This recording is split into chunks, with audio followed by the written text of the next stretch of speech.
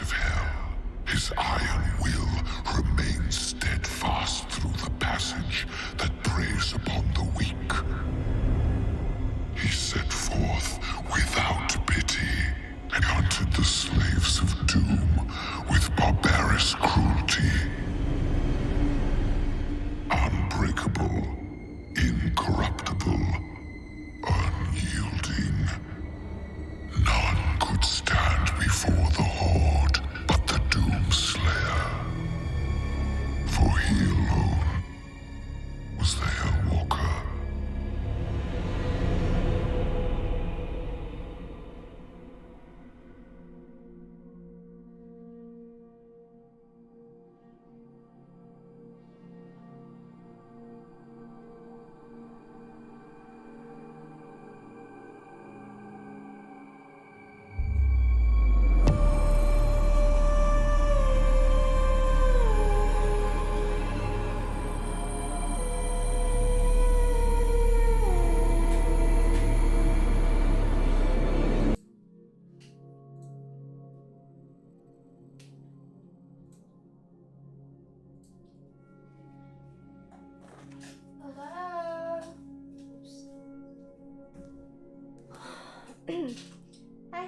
Yes, it is Doom.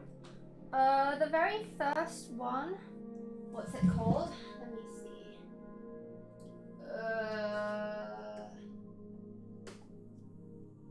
It is called. God damn it, Lupus! You had to do this. It is called 1 Dogma. Okay. You satisfied? You happy chappy? Give me a second. I'm gonna move the mic. It's gonna be loud for just 1 second. There. How's that? Is that good?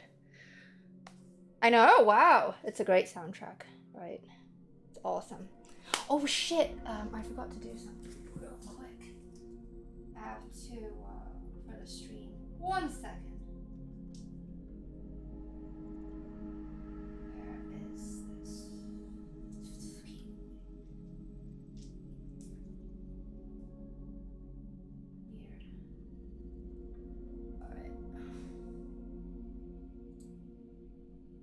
How are you guys doing today?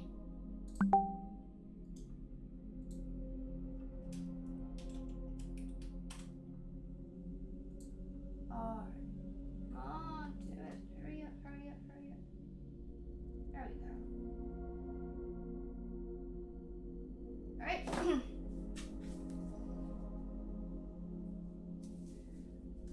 Oh, hey, Jazz Hands. Thank you. Everyone would look good in this red wig, I guarantee it. Highly recommend. Go shop at Kiki Wigs on Etsy. You will love it. Best hair investment you ever made. So, how's your week been? I apologize for not coming on Wednesday. Something came up at work. Real shit fest to deal with, but it's all good now, so no worries. Let's put this on. Hey, this fucking... There's a price to pay for like hair that, you know, almost covers your eyes. There we go. Sorry for knocking into the mic. Alright, this should sound good. Alright. Hey, Giant Robo. It's better now. I had prepared some things for you guys. This is the holy shit. It's loud.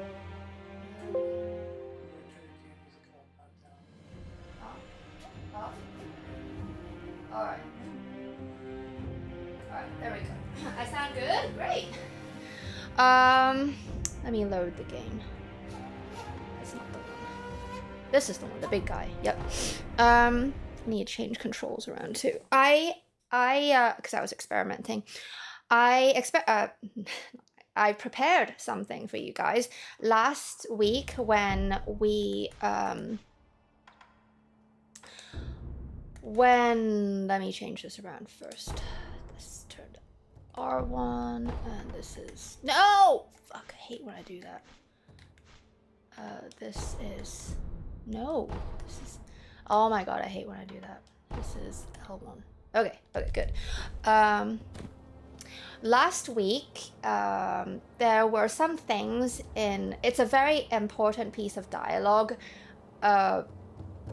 It's one of the most important pieces of dialogue between Emma and Wolf that I really wanted to delve into more, and there were some aspects of the contents of their conversation that we didn't delve into because I was distracted. I don't know why, by what, but we have a stalwart viewer who, I'm very sorry, I don't remember your YouTube name. I don't know if it's the same as your Discord name, but we have a stalwart viewer who tapped into the PC game files and is grabbing the original Japanese, you know, kanji, Japanese writing transcripts for me of pretty much anything that I need. So they were really awesome. They gave me the item descriptions, which so far I skimmed over it and it's pretty accurate, like, because it's just stating facts.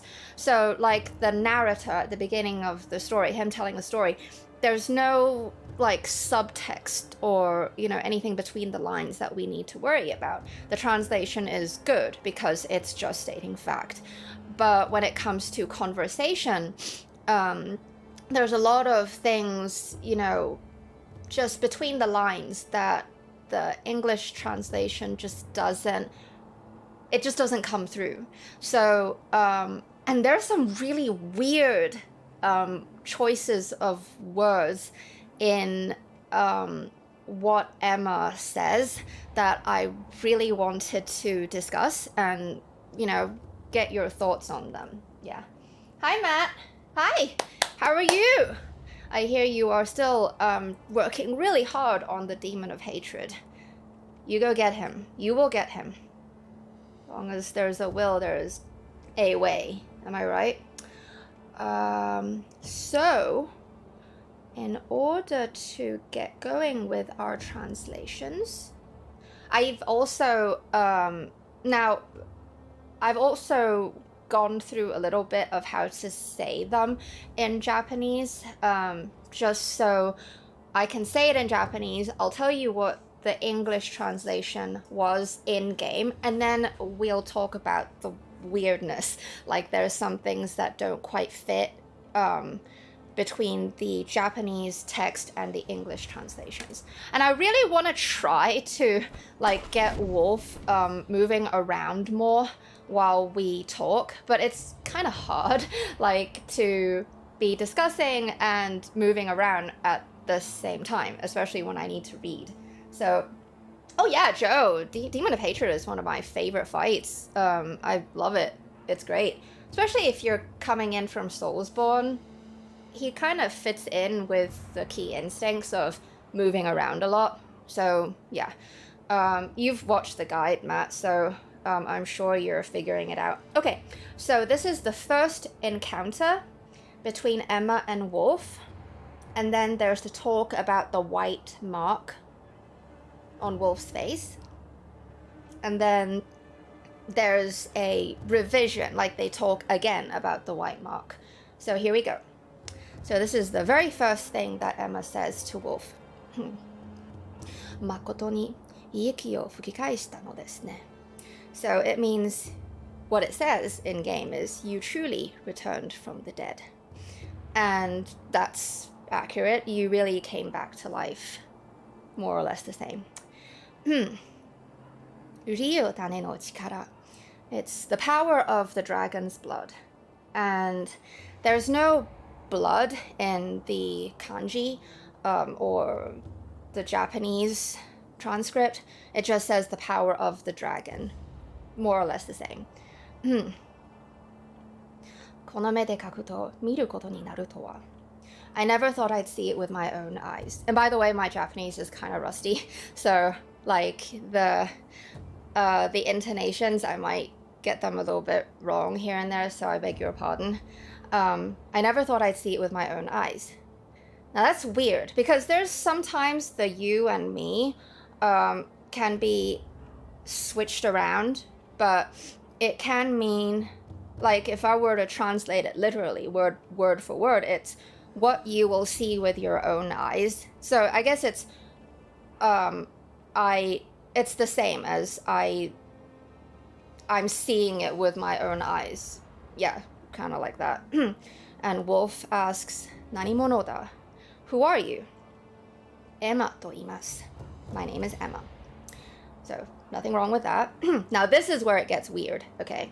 So she says, 猿お方に仕える木屋九種です. So, I am a doctor serving a certain master, is what it says in game. But this is so weird, because the word that she says, the first word, 猿お方に仕える, 猿, it means monkeys. And the funny thing is, what Wolf says in response to that, 猿お方とは, what is the monkey? So I don't know, like, because we do have a monkey, so to speak, the orangutan, which also, like, why would she call him orangutan? We really have to talk about that, because there are no orangutans in Japan. They don't exist. They never existed in Japan, other than in zoos now. So where did she come with that word? Like, it's a really far Southeast Asia term. So I don't know. But I don't know. I've been thinking about that a lot, like the word saru. Yeah. Thank you, Taro Pop. Thank you. I've been working really hard to think about, like, you know, what to make of this. And then it gets a little weird also. She says, ただ、あなたを助けようと. However, my master gave explicit orders, the game says. But it means that, so I'm supposed to just help you. So it didn't say that. How should I put it? The part of the master giving explicit orders in the kanji, it's not just kanji, but in the Japanese words, I don't really see it in terms of explicit orders. And she says, そう、仰せ使っています. And that's in the game. It says, to assist you in any way I can. But that's not what she says. It's, yes, I am telling you. I'm telling you this right now. I've been told to help you. But the whole thing with master giving explicit orders, that's just not in there. Because they also, the whole master thing, it's a monkey in the previous line. So I don't know. Hi, Destroma. Hello. Yeah, it is. It's so weird. And then she says, now this is true. This is correct, I mean. Shinyo shiro to wa imasen. I'm not telling you to trust me. It's the same thing. I'm not saying that you should trust me. Yeah. ですが、私は主の命を果たせねばならぬのです。But I have to fulfill the game says, however, I must fulfill my master's orders.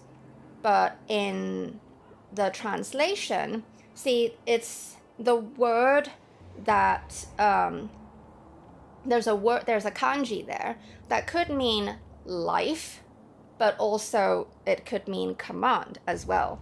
So I have to fulfill the it's like it could also, like, on one end it could mean I have to fulfill the command of the Lord, but it can also mean I have to safeguard the life of my Lord. So this can be interpreted in different ways.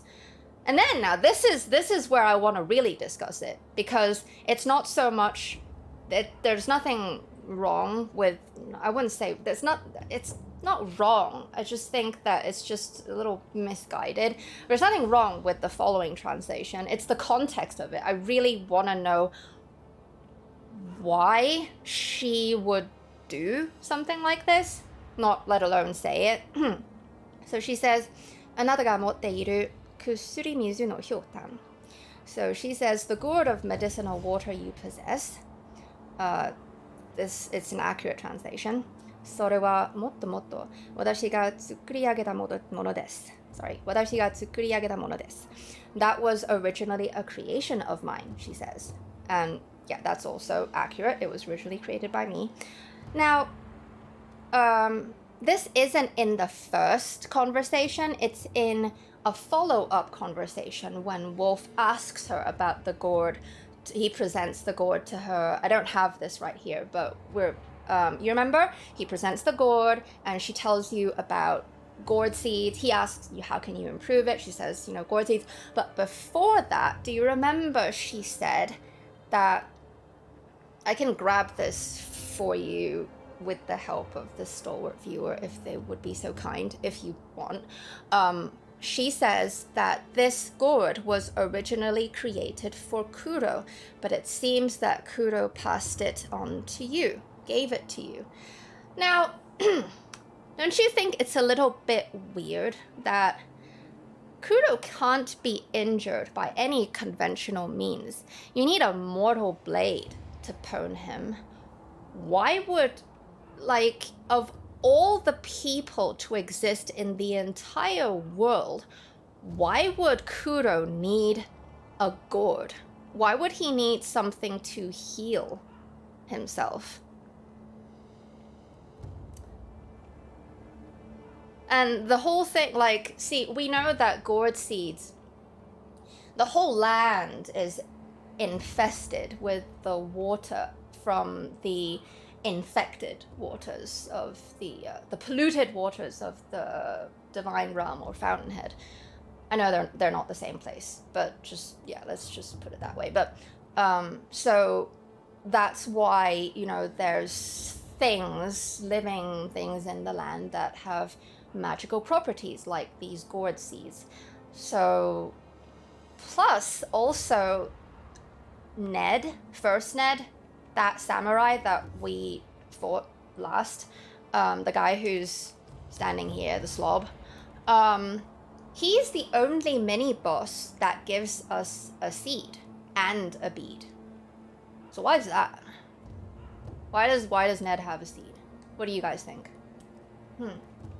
Hi, Destroma. I said hi to you already. Yes, it is a new day. And I was gonna give you a thing, but I don't think it's ready yet. I need to do it better, that thing. Well, what do you think? Huh? Why would Kudo need a gourd? Why would she give one to him? That's just weird. And also, we gotta go back to the beginning where she says that the power of the dragon's blood, I never thought I'd see it with my own eyes. Why would she say that? So you've never seen Tomoe or Takeru? It's just, there's a little bit of mistruths in there, like, and she already tells you blatantly, I'm not telling you to trust me. And I think that from the way that Wolf speaks to her throughout, I can hear that, like, there's that distance from her that he doesn't have with anyone else. Playing it safe, so to speak, I think. Yeah. And then she says, back to the whole, with the whole, what was it? Oh yeah, the gourd, yeah. She says that it was originally created by me, and she says, Yakushi toshite tasuke to narimashou. I'm a doctor and I will assist you in that capacity. It's basically the same meaning. I will help you as a doctor. And then we talk about the white mark. Now this is where it gets personal. Remember last time I tapped into the whole inappropriateness of it all. Like, you know, the way typical social interactions go, it's very COVID. No touch, no contact. And like, if once you start touching, even as simple and as Western a gestures as shaking hands, that's like, you know, a level up. And they just met. And I think he also doesn't trust her. Like, he asks her, who are you? I think the distrust also lies in, why is she here? Like, a woman of her stature, why is she here at this rundown temple where, you know, people come for what do you call that? What do you call that word?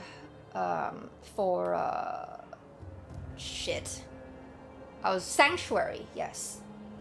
They come for sanctuary and to keep protection. So why would she be here other than being a doctor? So why would we need a doctor? That is so, I mean, her dress is not to be snickered at. It is really fucking high class. So, yeah. Anyway, we'll continue ever further about the white mark. She says, 一つ頼みがあります. I'd like to make a request. I have one request. What it means. Nanda, says Wolf. What is it? 少し顔を見せてください. Please show me your face. There's a 少し, that means a little bit. So they missed that in the translation. Like, please show me your face a little. Yeah. And Wolf asks, Nani? What?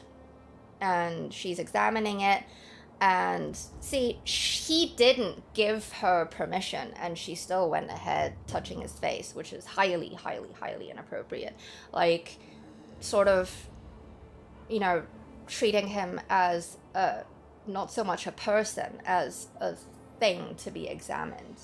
You know, totally misusing her key position as a doctor, I think.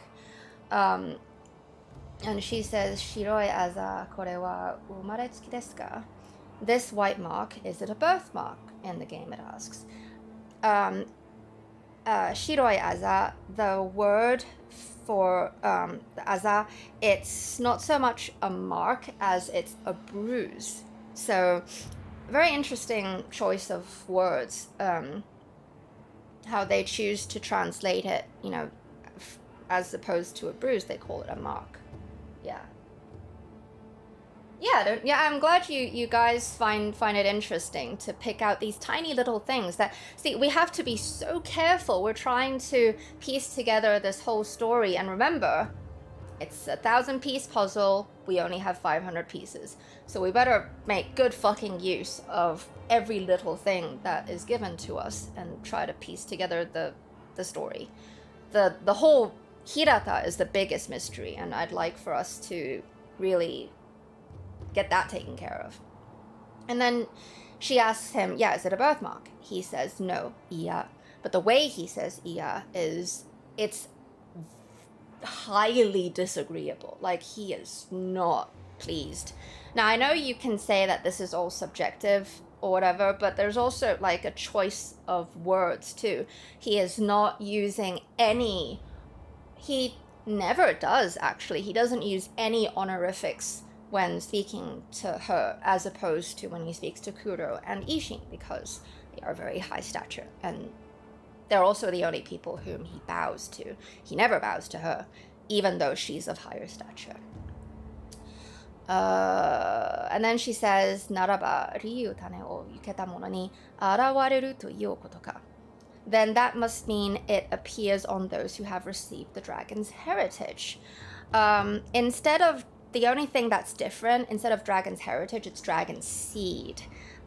Which, it means the same thing, but I like that, you know, when you see a small word like that, it sort of broadens the context a little bit more. Yeah. And then she asks, Arui wa kizashi ka? Or perhaps it's a symptom. It's more or less the same, except, I don't know. This one I'm a little bit puzzled by, so we'll just leave it until I can figure this one out. And then he asks, Mo yoi ka? Are you done? In that context, it's more like he's asking, have you found everything that have you seen everything that you need to see? Yeah. And she says, jubun desu. Yes, it's enough. Yes, that will be all, is what the game says. Bure o shimashita. Sumimasen. I'm sorry, that was rather rude of me. Again, same meaning. Some of these things, like when it's so simple, it's a very direct translation. And then, you know, when you talk to her again, she'll talk again about the white mark, and it's more or less the same. Shiroi azawa umaratsukude wanai. So it's not a birthmark. Yeah, so she says the white bruise is, you're not born with the white bruise. And then it's more or less the same. So I got to thinking a lot about that. Like, why is the term master, you know, it means monkey. And even, that's just funny. I just burst out laughing. Like, even Wolf's like, what is the monkey? Anyway, we gotta head ever forwarder to the next idol.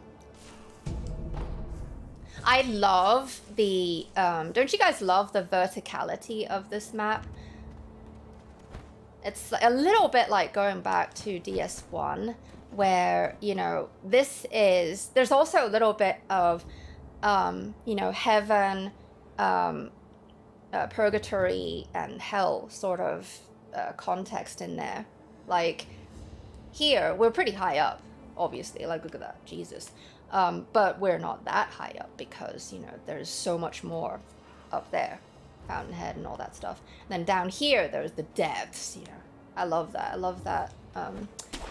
It's, I shouldn't say, you know, purgatory and heaven and stuff. That's Christianity. But in Buddhism, they have similar thingoids. We gotta talk to these things, these memories. We gotta listen to them. But first, let's get to our idol, and I'm gonna read your comments.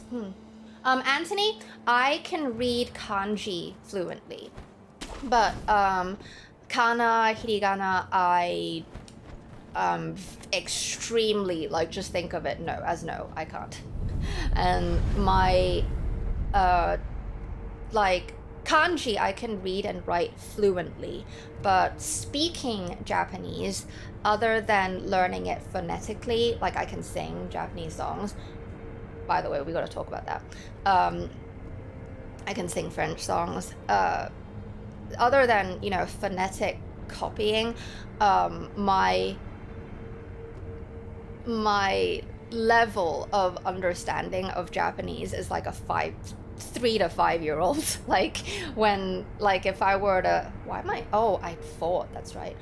When someone speaks to me in Japanese, or when I watch things in Japanese, I can get the general gist of it, but if there's no kanji for me to read, there's a lot of little things that I miss. Yeah. Sorry. Rocket Cat. The translations are given to me by a stalwart viewer. I don't remember their YouTube name, but they did it with PMs on Discord. So I don't know if they have the same name on Discord and YouTube, but they pulled the game files from the PC version, and it has everything. Like, it has the English and the Japanese kanji characters, not just kanji, but Japanese characters, the transcripts. And they also gave me item descriptions for all the items, but not all the dialogue. The only dialogue that I asked for now is that, the first one. And then we can when there's more dialogue coming up, I'll prepare for those as well, like the really important ones, such as cutscenes, like the Geni cutscene. That's an important one. Thank you, Anthony. Let me see if I missed anything. Sekiro Fight Club. You're not allowed to die when you play Sekiro. That is absolutely true. What do you do with 21 skill points anyway? So let's head back and let's talk about what we see here in the area. I like that. I really like the design of this whole outskirts garrison, don't you? They hired one of these gun bitches. Hello. Gun bitch! No woman should hold a cannon that big. Oh. Psych!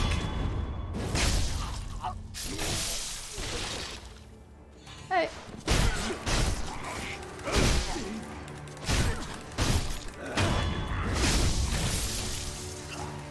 God damn it. Fuck off. How dare you hit me? Hey, Phil! You're too slow on the draw! Too slow on the draw. Well, those fucking Franks, the bald Franks, they have way too much health in past New Game 7, yo. We ought to get the bell from Grandma Peggy. Oh. How do you guys like this tie-in with Japanese mythology? These giant roosters. They don't give you anything. Yeah, we're gonna take Grandma Peggy's life savings. Oh, take it! Fucking man, Jesus. Yeah. God damn. Yeah, you can see that these are Hirata outfits. Take the money. We need the money. Like, look at how much money we have. Hang on. Oh, looking at the wrong thing. Look at, we don't have enough. Yeah, this is their... They moved out here. After the 3 years ago, we're gonna say, the travesty in Hirata. Hey, Inosuke, what's up? Let's listen to him talk.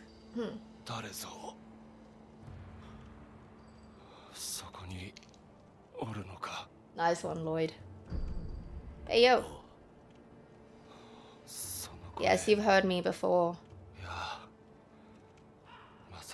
So he recognizes us.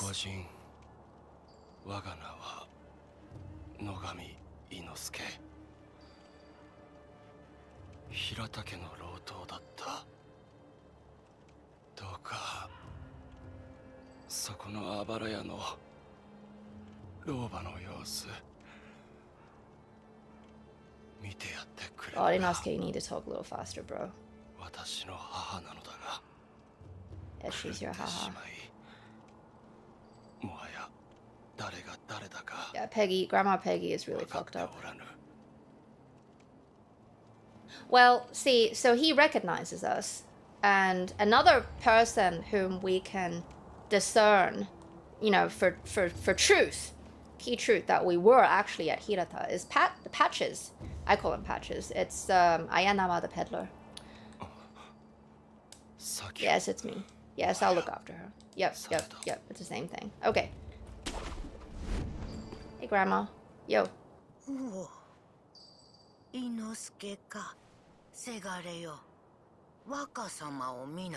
Well, I'm looking for him too, Grandma. I like to be kind and tell her nothing. Like, I don't... Yeah, I just prefer it. You know, she deserves better than that.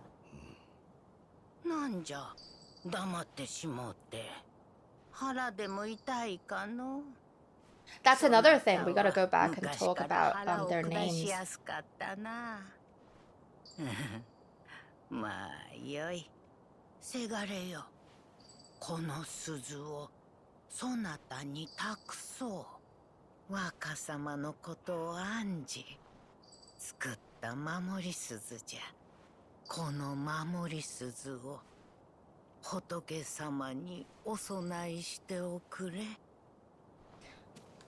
Oh, look at right in my pocket. I love positioning that. Well, before I forget, I think I would like to grab the original transcript of this conversation as well, because what she says, I made this bell with the young lord in mind. I just want to investigate that a little further, but by what she said, we can assume that she used her own memories of what happened to give... We're gonna assume that the young lord is Kudo. To give Kudo something to remember what happened. But obviously, if you remember, in Hirata, she was all cowering and she was really pwned by the illusions. Therefore, this memory is contaminated. There's a lot of things that she failed to remember because of how fucked up she was. Another thing is, Inosuke says his name is Inosuke Nogami. Do you guys remember when you fight the drunk slob, Judy slob? You can choose to get the... I like to call him Forehead because he's got such a massive forehead. You can get Forehead to come help you, or I love doing this. I just fight him on my...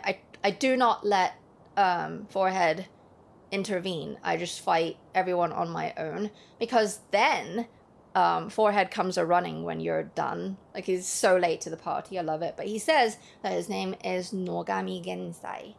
So they're like the name Nogami. I'd like to pay attention a little more and see if there are any other people. Like, when we go to Hirata, I want to see if there are more people who carry that name. Like, we don't even know who Grandma Peggy is, her name. You know, she probably doesn't even remember. We're going to just call her Grandma Peggy.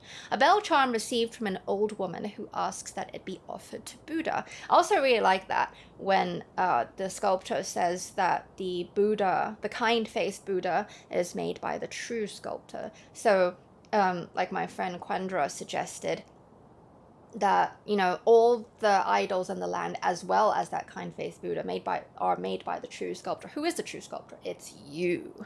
You're the one who... we're not gonna say, like, physically sat here and carved a million wooden... They're wooden, by the way. I thought they were stone, but I inspected very carefully. All those idols are made of wood. But it's not so much like Wolf sat in a shop and just carved a million idols and carried them and stuck them in places wherever he went. No, it's more metaphorical, because we're in Japan land and everything is metaphorical. Bell charms protect their holder through Buddha's divine protection. If one finds themselves the owner of another's bell charm, offering it to Buddha on their behalf is common courtesy. The sculptor at the dilapidated temple can advise on how it should be offered. I do want to see what he says, the cutscene, the words that he chooses about what we will remember. I think there's some dangers involved in using this, according to what he says. Yeah. Do you guys know any stories, like Japanese folklore, anything tied to Buddhism, relating to bells and offering them to shrines, temples, Buddhas, for remembering things? Now, I know, like, it's, you know, usually charms and things. They're for protection and, yeah, mainly for protection and good luck, that sort of thing. So I'm not that familiar with the whole using bells to remember things. It's a pretty interesting concept. Wonder if we'll see that in Elden Ring. You know, use things to go to key memorable places from our memories, because they're memories. Well, Destroma, let's go back. I'm reading your shit now. Let me go back. See what I missed. Oh yes, there's symbolism everywhere, Destroma. But the roosters, well, it's just because they appear a lot in sumie paintings. Roosters, dragons, koi fish, kirin, which are kind of like unicorn dragons. You see them in DS2, actually, which you are going to play, because I know you will, Destroma. What else? God, I've lost my train of thought. Birds, cranes, a lot of water, clouds. Yeah, those are, you know what? My Japanese, original Japanese art book, this guy, it has the designs of every single piece of artwork that is shown in the game. You know, the screens, the folding screens, any I call them sports posters. You know, they're you know, the pictures of samurai, guys on horsemen, shit like that. Yeah, they have every single one, and it's amazing. Like, they even show tiny little things, like the symbols that are on armor, the hilts of swords. Everything is the Jesus. Like, for this being, it's kind of a B game, actually. They sure put a fuck ton of detail into just every aspect. So here, this is, for example, like, I'm just telling you, like, everything in the game of artwork, it's in this book, and it's awesome. This is, do you guys recognize this? Let's see if you remember. I'll show it to you a little bit closer.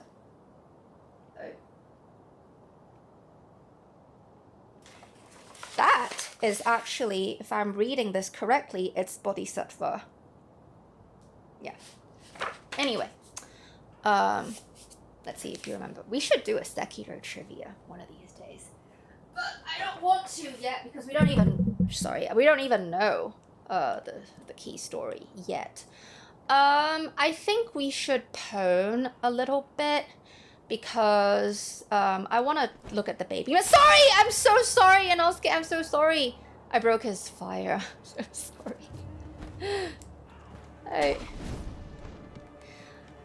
Oh yeah, we gotta look at some other, you know, there's a drawback to not playing the game in New Game, because the prosthetic tools that we find, the descriptions are different from the actual prosthetics. So here, we get this guy from Shopkeeper Sean, the firecracker, this guy, Shinobi Firecracker. So it's, I remember there's a description about Roberto, or Robert. When you buy it from the Shopkeeper Sean, it says Robert's Firecrackers. So I am going to have to go into item descriptions and look at those for you. But for now, this is fine. So, you know, we know that this does damage on beast type enemies, and right, I remember the description. It says that it frightens beasts. Yeah, that's all I remember. It's different from what you say here. What is said here in the description. These guys are very interesting. I thought that they were all the same guys who teleport, but they are not. Every single one of them is different. They're different guys. The one at the dungeon is most fucked up. The memorial mob. You know, I call him the traitor shopkeeper. He used to be at the memorial mob and he just doesn't like him anymore, so he camps at the temple, the dilapidated temple.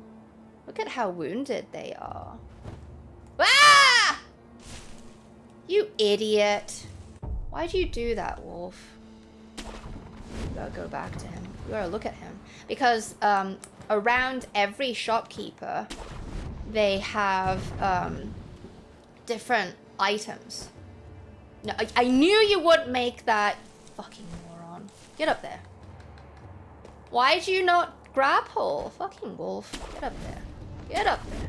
Get up there. Alright. Okay. Yeah. Like, you know, the guy in Mibu, for instance, he has a whole lot of, like, little dead fishies and broken bottles of sake and persimmon around him. Yeah. And this guy, what has he got? Let's have a look. Let's have a... Wolf, you gotta be able to see better out of this thing. I hate when it does that, you know. But that, like, they all have incense around them for, like a shrine. God damn it, wolf. Whatever. They're jars. Okay. I think... Well, because he doesn't sell you sake. He sells you candy. Here. I sell items to be offered to the dead, so they might rest in peace.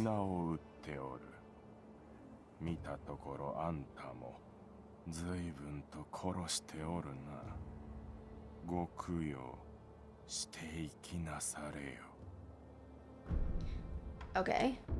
Yeah, he sells pellets. Well, now he sells confetti and snapseed because we already have that forever from killing the true monk. But, so he sells you mostly just consumables. Ah, we can read this. Firecrackers from across southern seas. So, Portugal. Because the hint that tells me that it's Portugal is because when you fight Sad Dad and you really pay attention to his armor, it is Portuguese by native design and it's refurbished by Japanese samurai. But we'll get to that later. Yeah. Sold by Little Robert. Little Robert. So he was a child. See? That's why he was at the Sempo. And his father to raise funds for their travels. Their voyage brought them to Japan, where they would seek the undying in an attempt to extend Robert's life. So maybe Robert was ill. Maybe he, I don't know. Maybe they came here to seek, I don't know, medicinal remedies. You find the departed, just like the crows.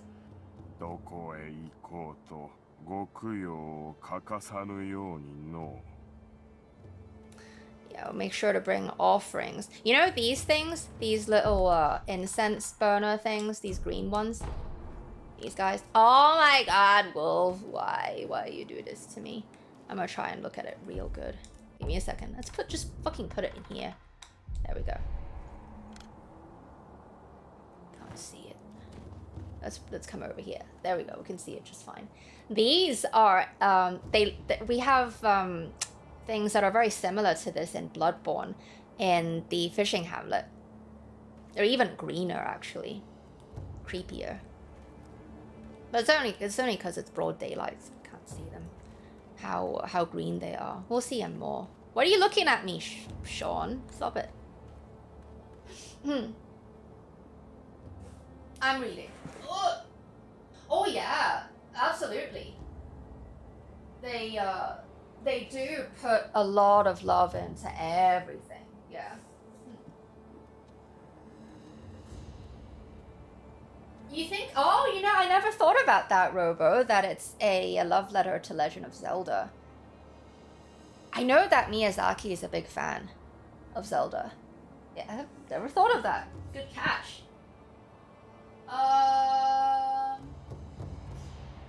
different is Japanese Buddhism from regular Buddhism? You mean like Buddhism that hailed from India? I actually don't know. I don't know enough about Buddhism to tell you. In Hong Kong, Buddhism is a popular religion, but Taoism is even more so. There are similarities between the two religions, so I can't tell you the key differences, but I think that it's reasonable to think that a lot of their the Japanese values, they integrate it into, you know, their version of Japanese Buddhism. It's a very good question. I should look into that actually.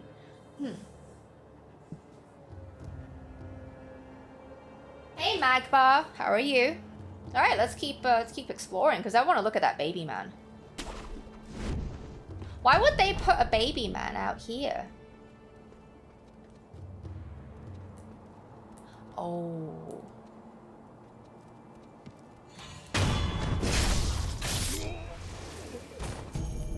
No, you don't see shit.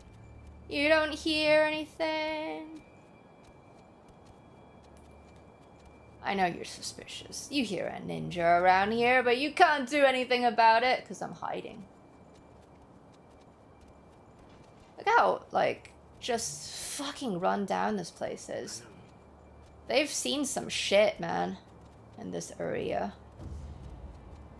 There is a Charlie sniper right there. We'll take care of you. Take care of you right fuck away. Gotta wait for Steve to fuck off first. Hey! It'll be super sneaky. I don't want to die. We are in new game 7. Well, it's new game 10 now, but it's the same difficulty. So we're gonna hide here. There's too many people. Meanwhile, we can just talk.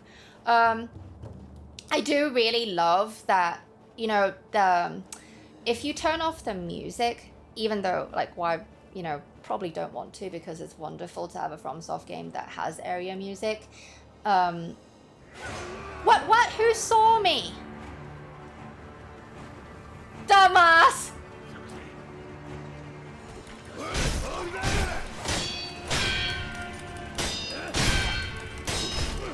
Fuck!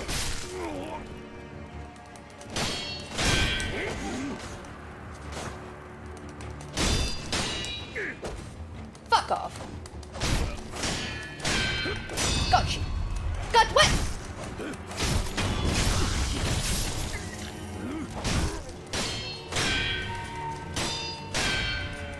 Come on, fight me!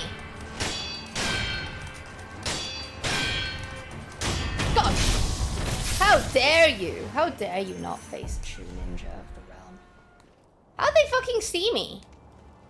Was I that obvious? I love that guy that just yeeted off. He's like, no, I can't do it. I have no abilities against a ninja of the realm. What was I saying? Oh, I was talking about the soundscape of this game. If you, What? Oh, you see some dead bodies, Steve? Don't worry about that. Join them. Join them forevermore. I was saying that if you turn off the music and you turn up the soundscape... Oh, there's things in here. We need to get that. Yay, we need balloons. Let's have a look at the balloons. No. Let's see what the balloons say. We're just gonna go with this. Like, whatever item I pick up, we'll just read it. Amiibo balloon filled with fountainhead water, imbued with a blessing of wealth. So, the fountainhead waters, they flow to Miibu, and they, you know, they make these paper balloons and fill them with water. And when one pops the golden balloon, Mibu balloon, and prays, those its water splashes upon will acquire more coin for a period of time. That's really gross because we know the waters are infected. Mibu means aquatic life. It does. I've seen the kanji for it. Or life born of the water.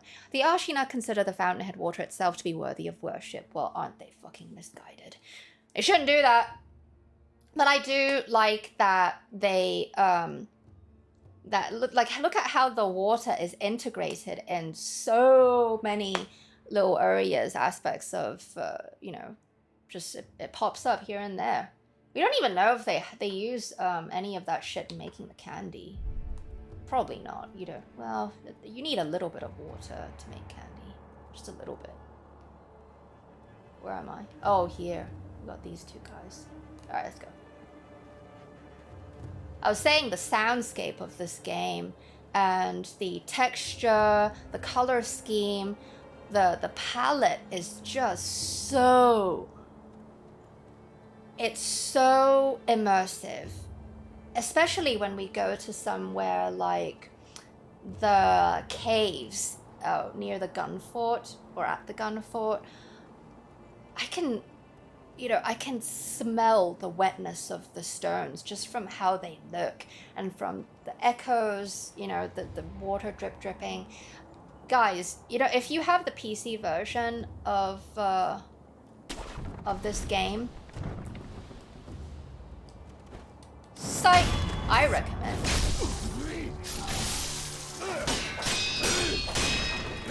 You shouldn't have done that with your combo. We got a baby man over there. Where did he come from? I didn't see him patrolling earlier. I do wish that FromSoft that they would have designed a few more soldier templates for us. Psych! End your suffering, baby man. Yeah, the Taro troop. We've got a few words about the Taro troop. Just like, I'm gonna assume, because we see a whole lot of them at Senpo, that just like, look at a bucket. Can I break it? No, you can't do it. Hey, you did it. Like the Munchkin men, who were abandoned children, given up to Senpo for key adoption. I think that okay, we gotta think of the one true Taro troop guy that is not a baby man. It looks nothing like them. The Jizz Demon guy, Jinzaimon. I love that you guys call him Jizz Demon. He looks like what you typically see in folklore. Big, strong, dark-faced man coming from, foreign areas, but not. They're still Japanese. He looks nothing like the baby men, but they're the Taro troop, who are supposed to guard the moat. They didn't do a very good job. So I infiltrated that like a motherfucker. Okay, there is a lot of... why do you re-dye there? There's a lot of theories about the Taro troop, and I wonder what yours are. Like, did they... maybe they took pilgrimage and ended up at Senpo, and therefore, became enslaved. And, just fucked up in key ways. And then there's this guy, Patsy Ogre. Oh my god, do I have some things to say about him. Look. Hey, Patsy. So, I don't know. To me, he does not look Japanese. He looks Western, because he's got blonde hair and he's a big guy, like Chuck Norris. Okay, so Chuck Norris came to Japan, and the Japanese, they are... I guess they just don't like Chuck Norris, and so they fucked him up, tied him up, made you a slave of the realm, and now you're ours, and now you're a mini-boss, I guess. And they like to grab things. because he's Chuck Norris. But I do think that he's not Japanese. Forgot to come over here and listen to what Kudo and Emma have to say. Look at all the poor horse gave me spirit emblems. You know there's only one horse that's alive in the whole of Ashina and we had to kill it. Wolf doesn't look so he's not pissed off. He's very neutral. He's not frowning or anything. Yes, he is kind of. He's serious. He's serious about getting shit done. We got a little bit of a Bloodborne vibe here, covered in some blood here, Wolf. I want to read what you said. Oh, Izzy. Okay, Siddhartha Gautama was from Indiana. Very different from me. Okay, there's probably a shopping list of differences for whichever type of Buddhism you're looking at. I agree. There's, like I said, I'm just not knowledgeable enough about Buddhism, like the intricacies of Buddhism, to accurately answer that question. But it is something that I want to look at because it's so prominent here in this story. Yeah. He looks sleepy. Oh, that would be awesome, Magba. That would be awesome. You know, I should do that. I should pop a balloon for a Patsy Yoga. We'll do that for him. Do that just for him. Splash the Mibu waters all over him. Which one do I have the least? I'll use this. Give him some soul powers.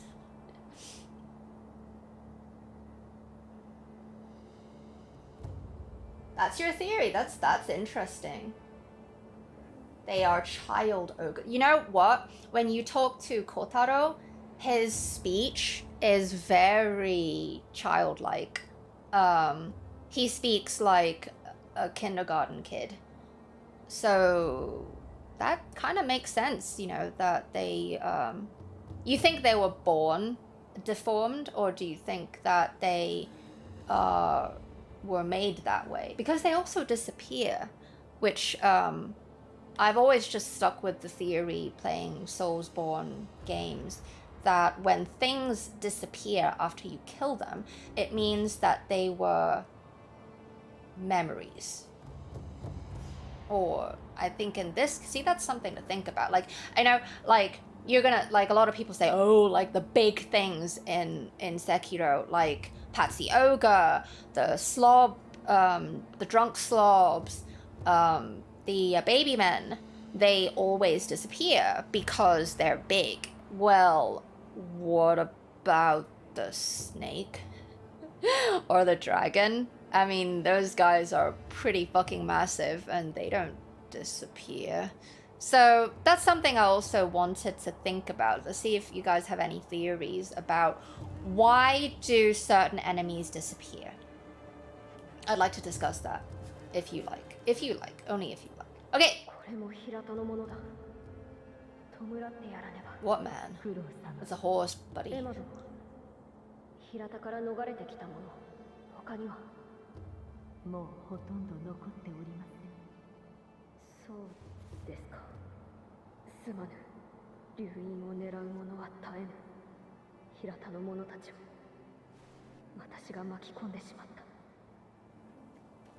She said, there are very few of us left. It's also something that I want to look at.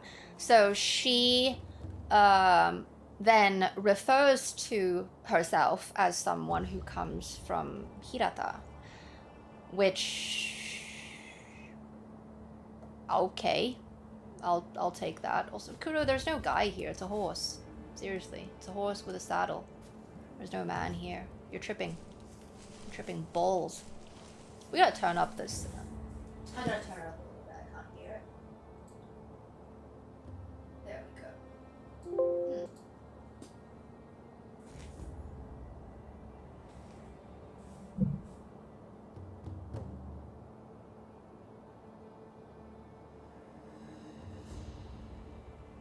Yes, I believe, James, that's how it's, they've been fending this shit off for a while, and that's why it is very run down.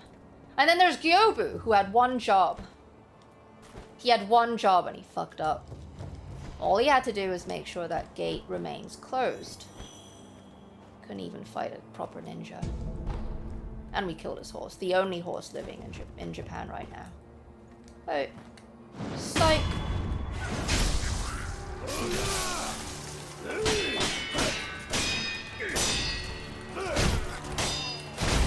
Die! Yay! We need to use the umbrella because that's the best way to go. Let's read it! The umbrella. A loaded umbrella emblazoned with a bright red vermilion bird. Cost spirit emblems to use. Do you guys want to see the book? I can't wait for the Elden Ring original Japanese art book to come out because there's so much that we can discern just from the Japanese. I'm serious. Like, from reading the Japanese, it tells you so much more. The key subtext of things and things. Right at the back is where the prosthetics are. I just wanted to show you guys the absolute beauty of these umbrellas. All right. I really recommend this book. I got it for like 50 bucks. I think it's 100. I got it on sale. Umbrella. Is it showing? This way. Yep. See? Stunning. Stunning. They're phoenixes. It will protect against attacks from all directions. Hold it out while moving to protect from light attacks. The blessing of the vermilion bird prevents damage from fire-based attacks and also prevents buildup of burn status. The umbrella is a very interesting prosthetic in case some of you don't know how to take full advantage of it. Now, you can use it to... Let's have a look at it. Let's go over here so he doesn't yell so much. Beautiful. Now, you can use it to tank hits if you're not playing Charmless. You can use it to... A lot of people use it to deflect against projectiles. Now, I bet some of you probably don't know, some of you probably do, is when you have the prosthetic art projected force, you can hoard key energies in your umbrella, as in the power of a bullet or someone slamming down on it with a sword. That force is stored in the umbrella even when you close it. So when you next open it back out and you want to use it against someone, that attack, it has the power of all the energies that you had absorbed as a shield. That's pretty cool. Hi, Alessandro. I do love the giant giant robot. I do love those soldiers panicking when they come in. When they see that Jason Bull's gone. Hi, Patsy. He's red-eyed. We gotta talk about that too. Hi. We only want one health bar. 'Cause we're a new game plus 10. Hey. Hey.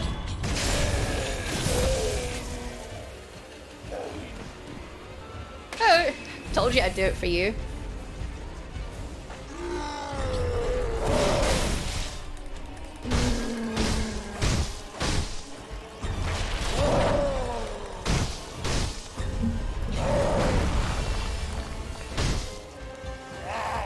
Oh, I'm not deflecting shit.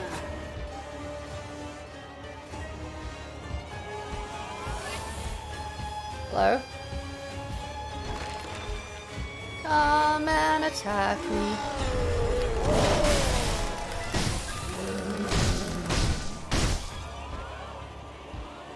Come and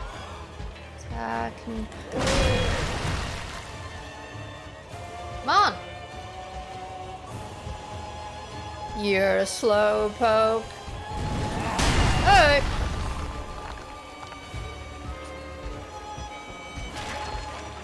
Come on, do something.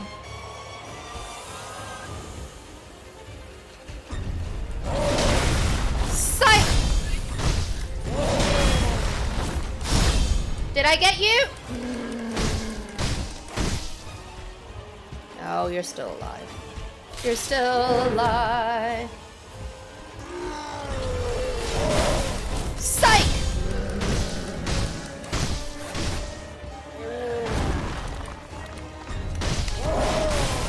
No! Not today, Patsy.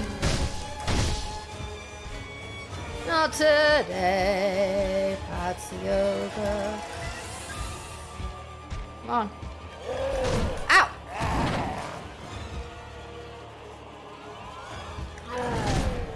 I didn't deflect that. I didn't deflect that. Come on. Psych!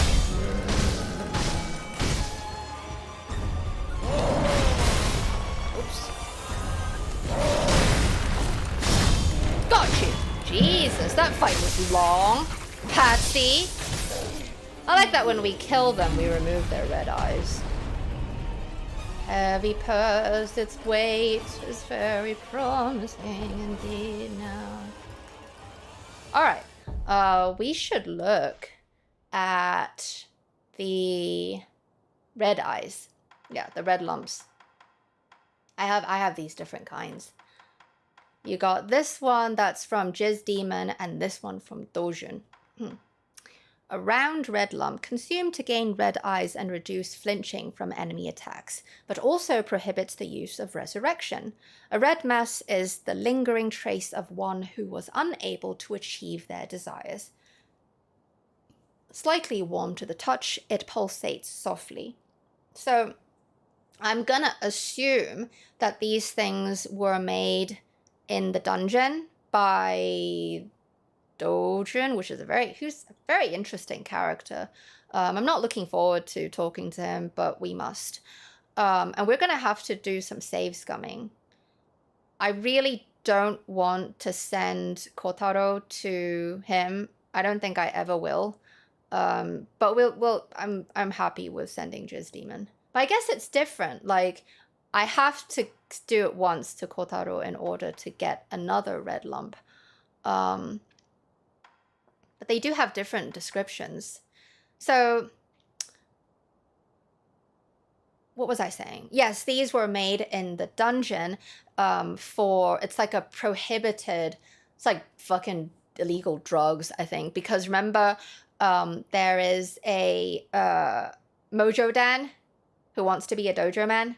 Mojo Dan at the third siege stage, he's sitting in below Ishin's room, and he apologizes, but he has to do this. He takes the red lump, and he says to Ishin that he's not strong enough, that he has to take one of these things in order to pwn. And so we pwn him, and he's really afraid of fire, and he's much more powerful. And it's kind of like their posture. I don't remember something about their posture, but so it's something that was developed in the dungeons, probably sanctioned by Geni. I'm not sure. But it's something that is meant to be given to the armed forces to make them more powerful. But it's also not a good idea. I think maybe it might have something to do with the contaminated waters, not so much the sediment, but just, I'm going to assume that this shit's made with water. This one is given by when you kill Jizz Demon, consume to gain red eyes and reduce flinching from enemy attack. Oh, that's right, no flinching, it's not the posture thing. But also prohibits the use of resurrection.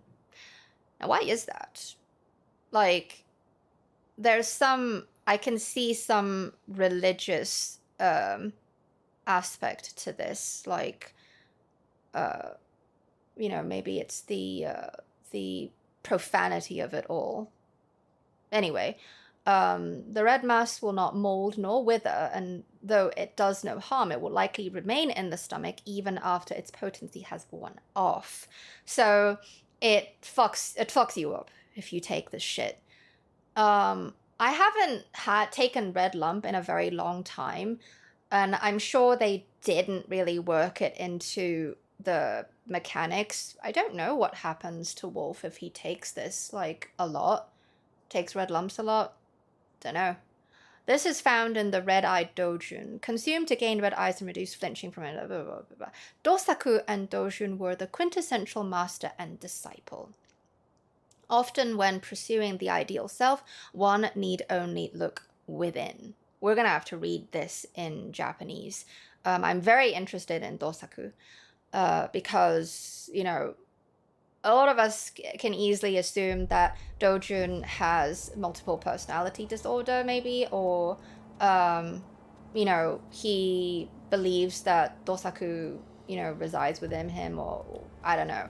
But I think that Dosaku is a real person, but it's a really far-flung theory for me to claim who I think it is. Like, it's a little bit too, like, really wild. So let's just not do that right now.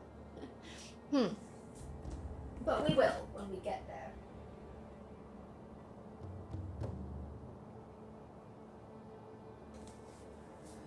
Ah, that is true. When Wolf uses black magic and puppeteers people. Let's have a look at that.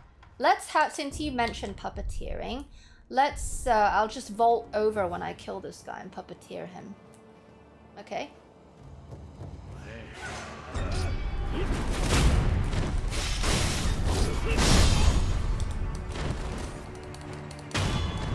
There we go. Psych! Take the black magic! I love the sound of him fucking just breaking right into their faces. You're useless! You can't grapple, you can't do anything for me. You kill this rooster? You come up here? You're useless. He doesn't know what to do. We'll just leave him alone. Hi. What a good little puppet you are. Come on, puppet. It is a really pretty juxtaposition in terms of color, using the different colored eyes. Yeah. I wouldn't say that one is better than the other, though. Like, oh, he's dead. Let's take his shit. Like, you know what's that? You know, color means a lot in a lot of different cultures, and Japanese culture, it's no exception. It's interesting how the roles are reversed. Simple colors like black and white, even though they're not really colors. Well, let's not go that sciencey. But let's talk about clothing, black and white clothing. In Western mythology, or not mythology, culture, I should say, black is often considered, you know, well, I don't know, because the fucking church wears black too. But normally we associate black as bad and white as good, right? But in Japanese culture, where is he? Oh, he's there. It's reversed. Bad guys wear white and good guys wear black. Same goes with how they do it in the what do you call it?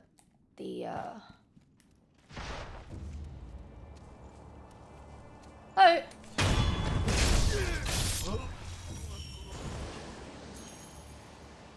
You didn't see me? You are such a horrible Charlie sniper. Nope. You don't see me again. Nah. Let's rest. Oh. When you look at what's that? Kabuki theater. You know how the faces are painted very elaborately. The good guys have black faces and the bad guys have white faces. Let's not go into racism or anything in that key direction. It has nothing to do with that. But I always thought that it's because the white, it's like it symbolizes emptiness. Like you can't read it or whatever. But then it's like kind of like, why don't you say that about black too? Where is he? And that black, it's like a key sign of honesty. Not afraid to show that I have a black face when I'm in a kabuki theater. Hey. Hello.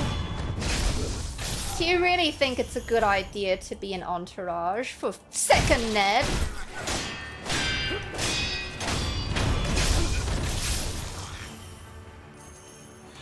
You don't see shit. Today.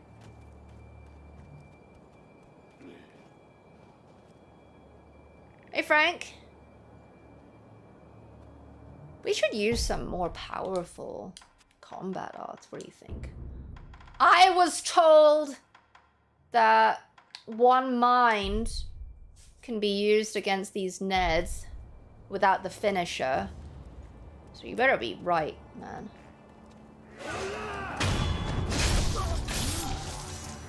He won't fight. He doesn't come over here, this guy. He's a fucking coward. Whoa!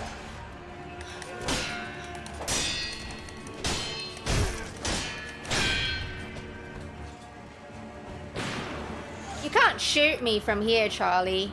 Yeah. Oh, fuck you.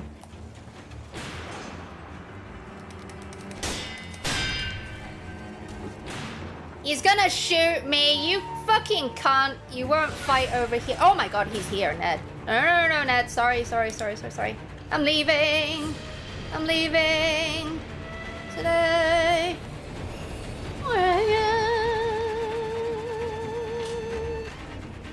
This is Broken Bridge, Ned. You don't see me. Come on. End your music. There we go. Yeah. Nothing to worry about, Ned. Oh, I can't go back? Really? There we go. It's fine, Ned. Seriously, just deal with it. Come on. There we go. Where is he?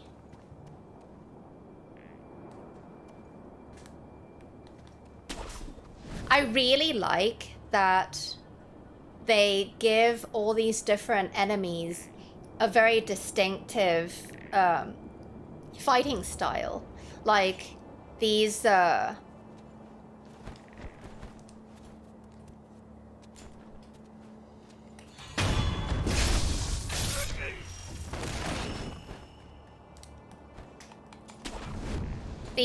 soldiers, for instance. Well, they have tiers, right? Like there's the bold Franks, there's the Steves that wear the you know, they have the hats with the cloth, and then you got the sandy strawmen, the guys that wear straw. Like that's in that level of progression in terms of skill. And the bottom level Franks, the bold Franks, they have a really shitty undisciplined sword fighting style. Like it's just wildly swinging a sword around. There's no form to their sword fighting whatsoever. But then, you know, as you progress further and further up, you know, if you look at where is he? Oh, there he is. If you look at Ishin's the pajama boys and the hot pants, the guys in blue. Oh, you're alive. What about you? Hi.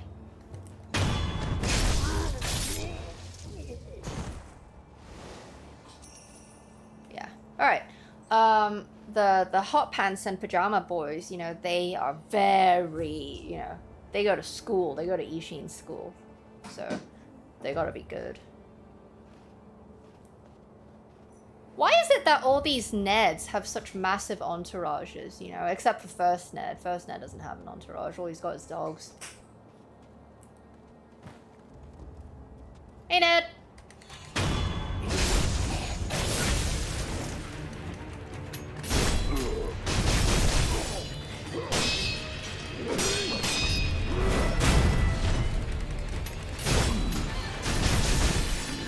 What? That didn't work.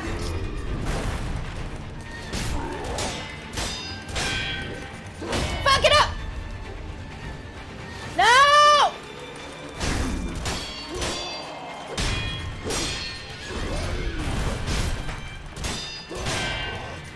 No, I'm dead. Fuck. Oh, that's the first time I died. Let's listen to what Kudo has to say. That's what he says at Hirata. All lies! That one mind doesn't do shit!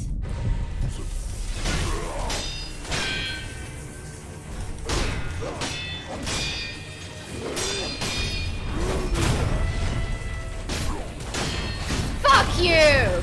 Whoever said spamming one mind is the way to go can fuck off. It doesn't work, guys. I'm not good at spamming attacks either. So we have upgrade materials here, and we got a map here.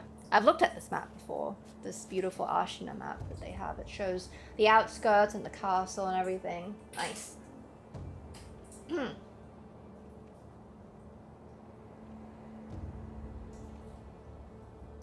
extremely sloppy Ashina cross. Who? The basic foot soldiers? I've got to read now. You know, speaking of Cowboy Bebop, I almost forgot. Lupus, are you still here? Are you awake? Because you volunteered to be the first in this key venture that we were gonna do for streams. It is the Patreon jukebox moment. Time. Whatever. Basically, every stream, one per stream, we get to have a patron of the realm. Why did I say it realm? A patron of the realm request a song from me, and we decided that we should do this, like, you know, maybe a few days or maybe a week in advance if it's something that I need to learn, if it's a song I need to learn. Yeah. So, yeah, yes. So, Lupus, Ollie, has volunteered to be the first. We shouldn't take this. This is a cursed confetti, this one. But we should go this way. Should we? No. Yes, let's go this way. The trigger is used in the opening theme of this anime show Terror in Resonance by Watanabe. Watanabe, the genius behind such anime classics as Cowboy Bebop and Samurai Champloo. And yeah, it's a really nice song. It's written by Yoko Kanno. You know, those of you who are familiar with you know, anime music should know that Yoko Kanno is a fucking genius. And yeah, she wrote Cowboy Bebop. She wrote what was that? Apple something, I forgot. And I think of it like Macross Plus. There you go. That too. She sang for it too. Yeah. A lovely gentleman sang Trigger, and actually in a key that I'm comfortable in. So, you ready? You ready, Lupus? This is for you. Yes, Samurai Shampoo. There you go. I think, Robo, that is a good point. I do think so. It is really nice, though, that when you combine combat arts with prosthetics, like, you can really develop your own personal style and look really cool in the process. Brad! Did I ever play Katana Zero? No, I have not. Skinny Rick, Strong Terry. Oh, I love that. I love that. That's totally my jam. Alright. Let's take the stage, Wolf. Alright, you listen. Oh, thank you, Destroma, for the realm! Thank you for the power donation of 20 American dollars. Ah! No, don't drop it! Arigato. Psych! I should play it. I should play it just for you. If we get to meet characters like Skinny Rick and Strong Terry, I love it. Rick is one of the nicknames that I give to common enemies. You know, Rick, Steve, Phil, Gary. Usually that's what I call them. Frank. Yeah. Here. Oh, now it comes. 最下位から弾き出されて途方もなく細い針のゆえにたバランスを取る指の先が君に触れて一人じゃないと分かった僕らにただ一つエラエラが出た歪んだ羽で生まれてから死ぬまでに何をしたいって聞く君はまるで天使みたいにさ Sorry, Wolf. I can't look at you. 笑うから夏の熱に燃えるビルの胸の隙間も抜け僕らは落ちてく最後に引き金を引いてやるをその後や冬が来が雪がすべてを覆う There you go. Sorry for missing some fucking pitches there. Yeah, I fucked up a little bit. Are you happy with that, Lupus? Is that what you wanted? I love... See... We were talking about this during D&D. I love the transition of area music when you go from one place to another. Oh, Anthony, that is the song is called Trigger. Look it up. Look it up on YouTube. It's the song's called Trigger it was used in the opening for Terror in Resonance. It's a beautiful anime by Watanabe. You know, Samurai Champloo, Cowboy Bebop guy. It's about terrorism. It's actually it's a modern setting. It's not oldie times or science fiction. It's pretty cool. Yeah, written by Yoko Kanno. Yeah, see, like once you come down here, the music stops. Another place where I really like the transition is when you go from the Sunken Valley, when you're at the Bodhisattva Valley. I know I say it wrong, but whatever. You know where the ape is at. Then when you progress further to where the poison pool is, you know, where there's that white underpants monkey that we all hate. And you go further and you enter the mouth of the cave where Raoul Snake is hiding. We have two snakes. We've got Paul Snake and Raoul Snake, which I wanted to talk about, actually, the snake. More key mythology.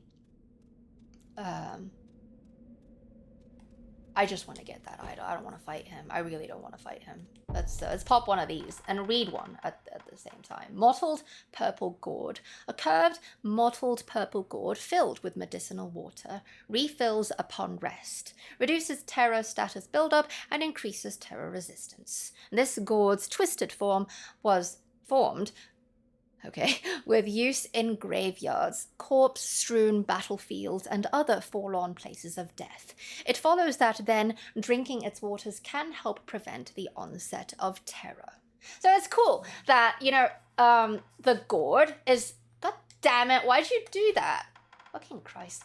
That gourds are a prominent thing in... that we see a lot in Japanese culture. Like, it's not just like a mythology thing. You do get fucking gourds, and you can get like you can fucking go to a store and get it as a souvenir. It's pretty awesome.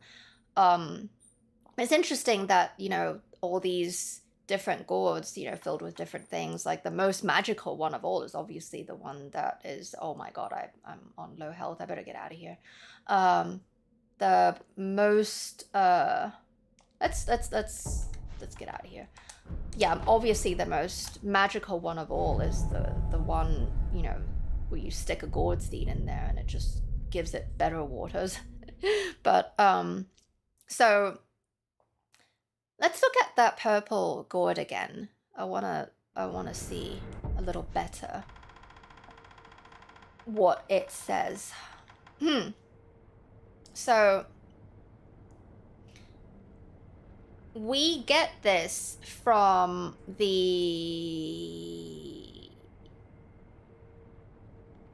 Fuck. Who gives us this gourd? I fucking forgot.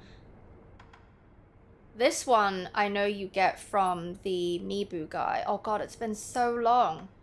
I haven't bought these things in a while. Do you also get this from the Mibu guy? I don't remember. Because I want to figure out, like, who would have made these medicinal waters. Or is it just, like, overall, you know, made by the memorial mob, you know, because they are always around battlefields and around death so much that they get waters from dead people. No, that can't be it. I'm very curious about the science of this all. Anyway, we're here. Let's drink it. No, I didn't mean to do that. God damn it. I forgot that I idled back. Hey, your conal vision is your key downfall.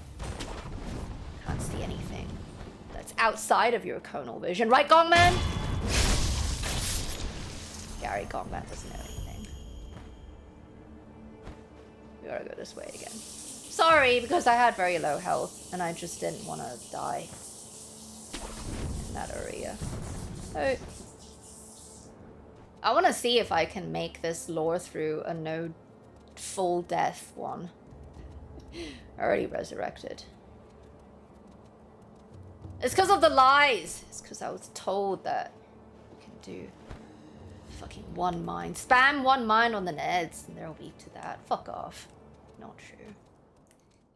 I'm kidding. It could work for you because you guys are much better at these sort of these tricks. I'm just really, really vanilla when it comes to fighting. Alright, take it. Take it, you bitch. Oh my god. Any of you, like, remember what it's like when you first saw your very first Headless? We have so many stories to tell regarding the Headless. No! Get in here! Hey, we made it! Oh, what's this say? Shinobi escape route leads to Demon Bell. What was that music for? Why was there Ashina warning music? Why? Psych! Take that, creepy crawly.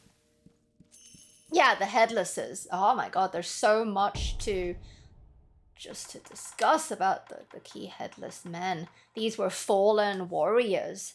So this is the guy back there. This is the one you get the Arco spirit fall from. So fallen Headless spirit of Arco that increases vitality and posture damage for a time. Hang on. Okay.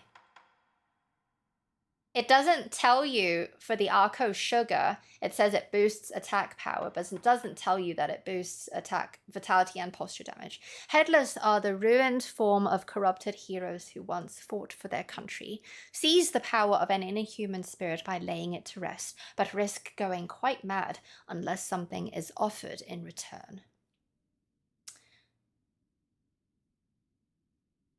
I always thought, see, the spirit falls, I didn't think so much into them as much as I thought about the candies, because these are the, you know, what's left of, you know, these fallen warriors who were corrupted, and they did something terrible, and I'm gonna guess that they were betrayed too. The one for Yashariku is the creepiest one of all. We'll read it once we get there. But it's the sugars that are so interesting because they tie, I believe, just like that lore guy who made that video about food in Sekiro, that there is a tie-in with Sad Dad and the sugars. Yeah. Anyway, the headlesses, man, when you first saw them, when you fucking first saw your first headless, what were your thoughts, man? I mean, when I was attacking it, no, it's not this one. Where do you... I always forget where to go. Oh, it's this way. Oh, I'm such an idiot. What was I saying again? See, I lose my fucking train of thought. Yes, headlesses. I mean, when I was hitting it, obviously it wasn't doing any damage whatsoever. And, you know, 2 hits and I was dead. And I still came back. I came back and see if, like, you know, saw if there was anything I could do. And then I remembered, oh, but you know what? This is what I did. Because I grabbed Gachin at, you know, early in the game, you know, you get your very first Gachin in the grasses near First Ned. I thought that, you know, when I looked down, I saw, what is that thing? I can't even see what it is. It's just this purple glow. And I thought, oh, because I, you know, in the FromSoft way, we always think that, you know, if you have an item in an area, then maybe it would be useful against enemies in that area. So I know Gachin was a little bit far from where this was, but I remember reading it. It's like, oh right, it's like it gives you invisibility powers. So maybe if I take it, then whatever's down there won't see me, or maybe it will be like it'll give me advantages in battle. Yeah. You know, I really wish that could have been a thing. Maybe we could have that in Elden Ring, invisibility powers, like make us harder to detect, like they can't see us very well. That would be great, but I don't know how they can implement that. Yeah, but obviously when I took the Gachin, it didn't fucking work. It just killed me right away. It was rereading the confetti stuff that I realized that that's what you need, and I used it because that's all I had. And of course, I didn't understand deflecting, posture, any of that shit back then, so it was a waste. It was much later that I came back to fight them, and I didn't use confetti. I just cheesed with the purple umbrella, because that was real shit back then. Come on, what's this say? Do not ring the spell. Inviting misfortune is an act of virtue, but only the stoutest of heart should ever consider it. So they think of, you know, seeking misfortune as an act of bravery.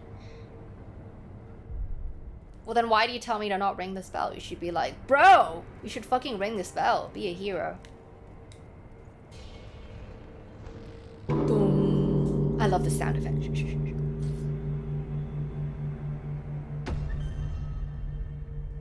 I love that. Love that sound.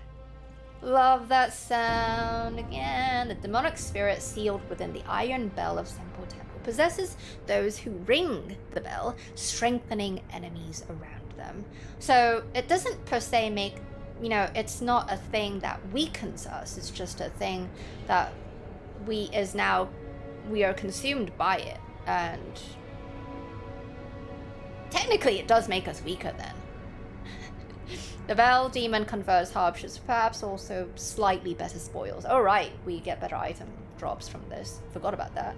Using this item has no particular effect aside from causing the demon to leave.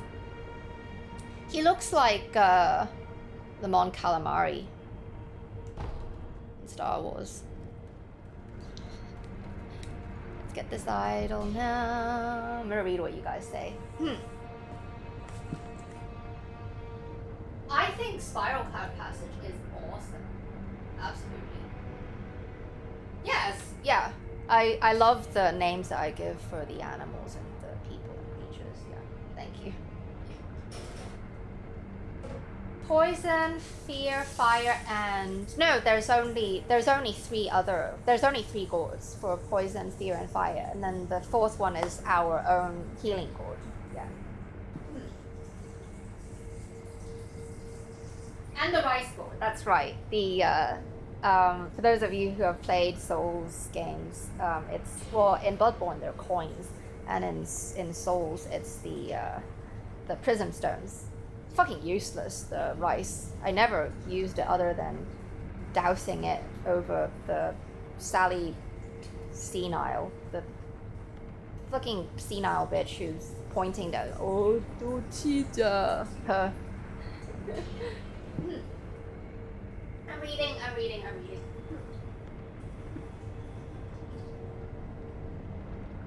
He's creepier than any Bloodborne guy. Oh, are you talking about the, Oh, right, the green one is from the shopkeeper shown at the swamp. That's right, the guy that's always coughing. So annoying. That's right. Thank you for the reminders. We gotta look at them too. You should see, like, how different they look, these shopkeeper Shawns. Yeah. You guys will be so creeped out by what's his face at the castle, the dungeon guy. Are we done here?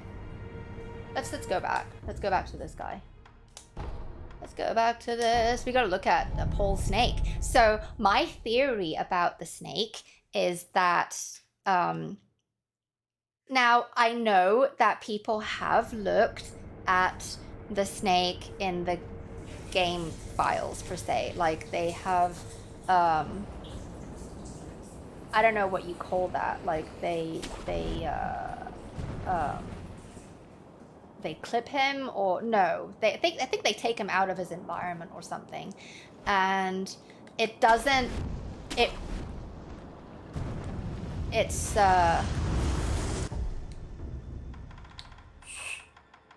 my theory is therefore inaccurate if you're gonna look at that.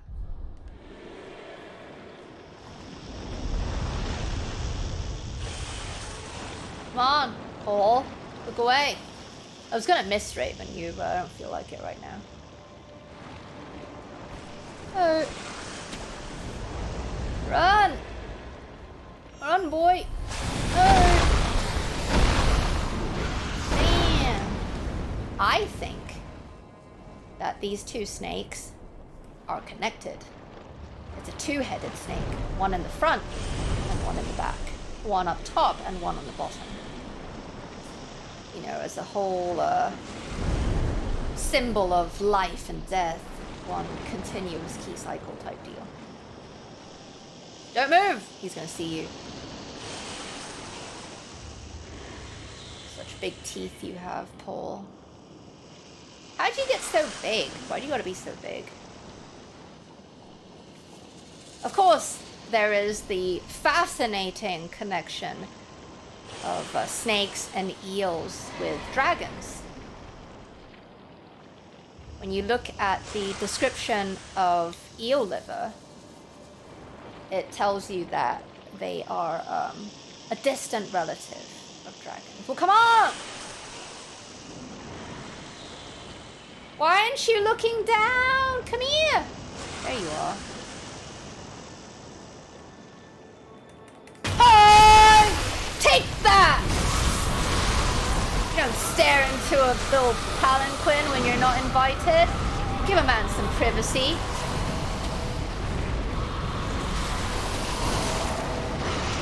Oh, wow, almost did make it. Shit. Let's go look at him. Hurry, hurry. We gotta look at him. We gotta see. He comes. Look. I love how he retreats. It's so cool. And we gotta go back because I always get freaked out. I don't do it anymore. When you go back,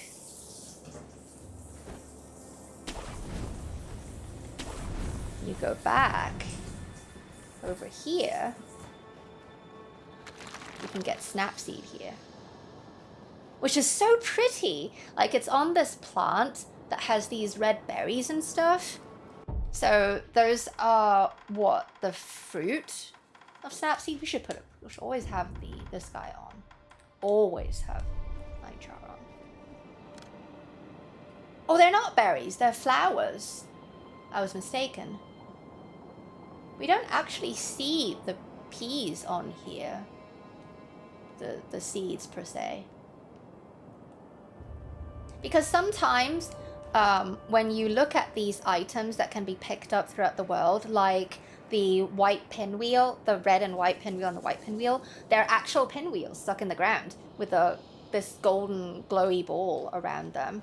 But I'm a little bit disappointed that there's no actual, seeds. But it is very pretty to see these red flowers. These are the only flowering plants that I have seen. Are they berries or are they seeds? Or are they flowers? I can't tell. So I was wrong then when I said that there were no flowering plants in Ashina. They look like fucking peas. Like what do you call those, ferns that you can eat? But if you fume wort seeds that make a loud noise if you snap them. It's like when Wolf claps his hands with Kudo to wake him up, but it's not powerful enough. He should have used Snapseed, god damn it. It is because someone created an illusion that it occurs. To crush the phantoms and return to reality, one must defeat the creator of the illusion. Snapseeds can be of great help in that regard. Interesting. Just think of the places that we do find them, like here. And there's a whole bunch here. You get a whole bunch here. And you get, can't see because I have the HUD off. You can get them also in Mibu and also at the, Jesus! Thank you for the sub again right now. Thank you, Alex Nguyen. Really appreciate you joining the realm. Realm is that much better with you in it. So the Snapseeds, what was I talking about? Yeah. It seems like you can find them in deeper places of the world. Like this is heading more down. Is there a connection here? I always thought this was fascinating because these are wedding. How do you say it? Is it palanquins? I don't know. They're little houses that people carry around. They're for weddings. It's a ceremonial thing. And the only other one we see is at the wedding cave, which later gets crushed. Like, once you've gone to the fountainhead, once the rope man taxi guy, he takes you to the fountainhead. If you go back to the wedding cave after you've already arrived at the fountainhead, it's crushed. It's fucking pwned, that thing. Which is very interesting. Because it's like, he grabbed you then from inside the palanquin. Yeah, Wolf. That's why if you were not immortal, you couldn't have made it then. You'd been killed by a rope. Let's have a look in here. What I always was curious about, see, this is something I also want to discuss, was that, so these are, this thing is here for people to offer themselves up to the snake as, so if you've played DS3, and also Bloodborne actually, there's a very interesting, much older concept of marriage that Miyazaki likes to stick into his stories. It's not so much just the joining of one person and another. It's deeper than that. It's literally taking someone unto themselves. You obviously can see that in the Dark Lord ending in DS3, the one that's really hard to get, and Bloodborne. Well, it's not marriage per se. When the Great Ones, they impregnate key people of their choices. But I think it's kind of the same deal here. I don't want to fight that thing, but we should. Let's fight this munchkin.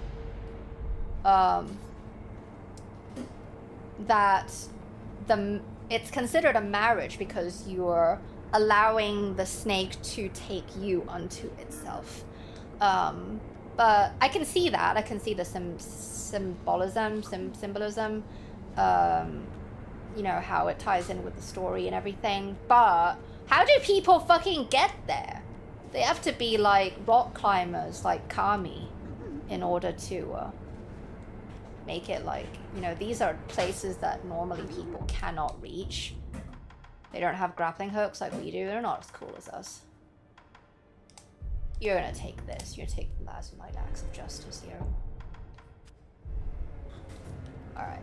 Hey.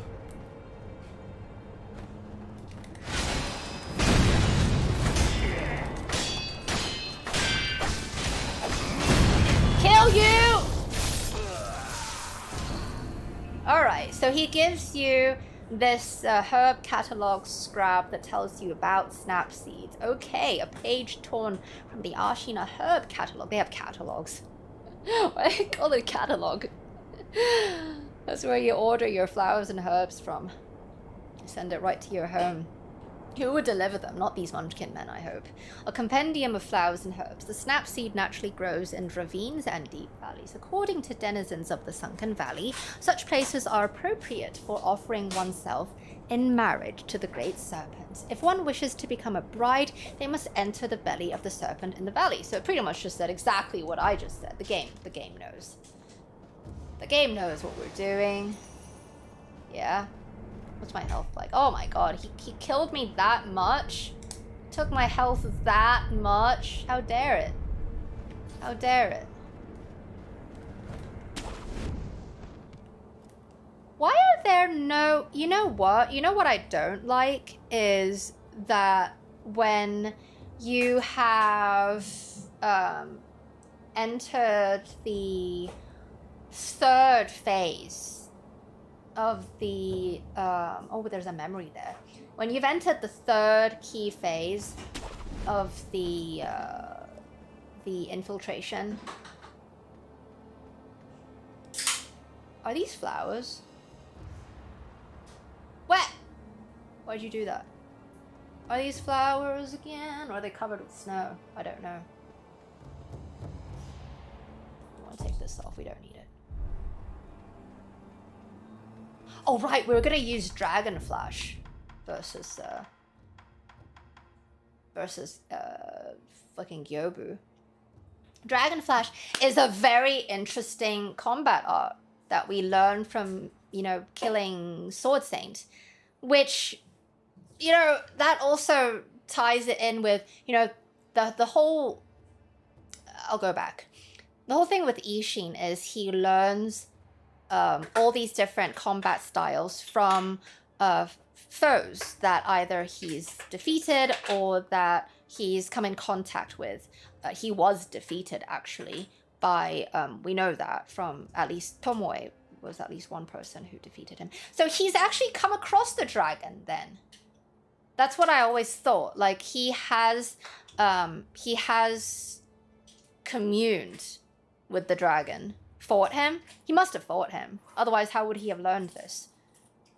Because the dragon does the exact same thing.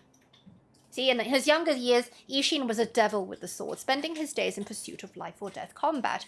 He often ruminated on how a cut should be made, but his blade always moved first. Which is essentially what Dragon Flash is. You slice first, and then the wind and ponage comes later. The shock waves. of did I do it? No, I didn't put it on. God damn it. Wolf. Yeah, that's something I want to talk about too. Like, should we consider the divine realm where the dragon is it basically heaven? Is it? Is it now? Because there's so much, there's so much mythology, folklore that I can actually share with you guys about. Oh, look at him, T-pose. That I want to share with you about koi, the fish, the koi fish, the dragon, where the dragon is. There's a lovely story that ties into all of that. There's a baby man here too. He's crying. See? This baby man's not happy. He does not like the baseball bat they gave him. He can't believe it. He can't believe it. He can't believe this piece of shit baseball bat is all he's got. He also doesn't like the company he keeps. Yeah. He's cold too. It's probably why he's also crying. All they gave him is rags. Horrible. Look at that, like, the shitty belt that he's got there. Alright, we gotta, oh, right, there's the spearman, there's a gunman in there, and there's those two guys there, and there is a gunman over there. Okay.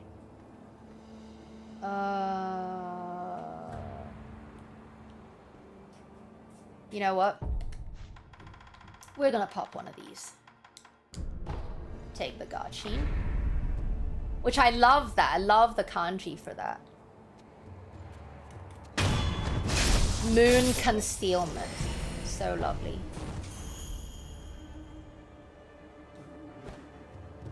What? Get out of there! Oh. Hide. Is he coming up? Where is he? There is he. There he is. We ought to go this way. And kill you. There we go.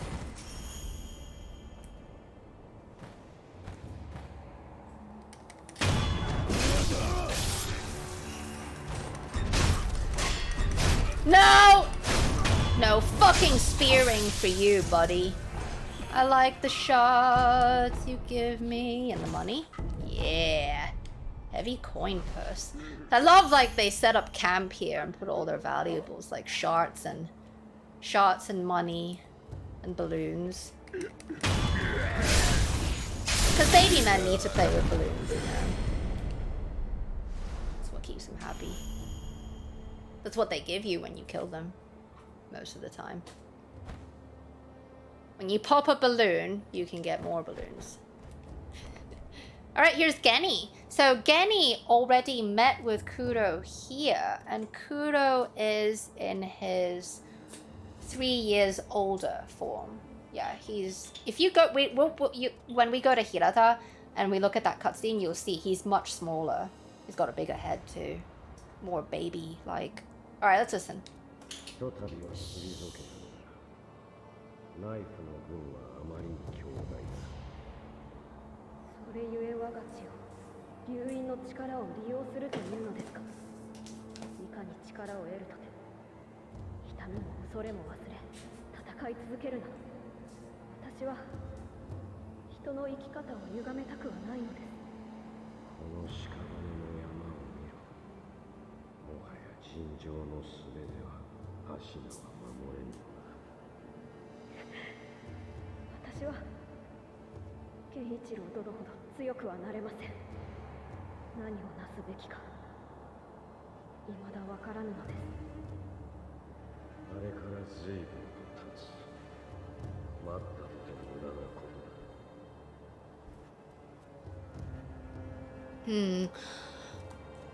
Okay, so that tells us something, is that Kudo, he is still not fully sure, he's not fully knowledgeable of what the dragon's heritage entails. What consequences there are. He just doesn't know whether or not to make this decision. But see, he has great admiration for Geni. Had, I think. But I think Geni, why he looks so creepy like that? Look at his eyes. Geni's eyes are weird. Look at that. I never noticed that. Look at that. You see right through his eyes. But is it that way with Kudo's eyes? Let's see. Oh god, Geni, you're in the way. Can't see it. Can't see it. But no, Kudo's eyes are normal. Can't see through them. Weird, Geni. Didn't I say that Geni had weird eyes before? That they're like, you know, clear, like translucent eyes. But see, it's like it harkens back to the very first time we see Geni in the tutorial. Geni in the field. By the way, originally this place was supposed to be festooned with crows, not ravens. They're different. Like so many that they literally blanket the sky. That would have been really awesome. Like they block the daylight. Is how insane. I have a picture in the art book actually. It's beautiful. But I think they couldn't handle that, the animation and stuff, and perhaps intervening with combat and stuff, maybe. But back to Geni, I think that originally there was a amiable relationship between Kudo and Geni, and when you beat Geni and you go speak to Kudo in his room, actually no, when you eavesdrop on Kudo, he says so much the same too, that, you know, Geni, you've fallen so far, like you've strayed so far. I think Kudo originally would have wanted to help because he does sort of owe a debt for Ashina taking him in after, you know, the ministry pwned Hirata and he had nothing left.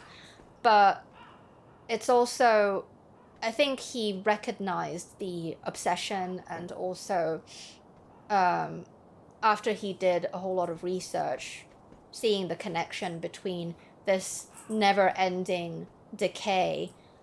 You know, we never see any young animals or people. You notice that? Like, I thought about that. You know, we see a lot of animals. We see birds, roosters. I mean, it's funny, there's roosters, but, you know, we see birds, roosters, monkeys, fish, dogs.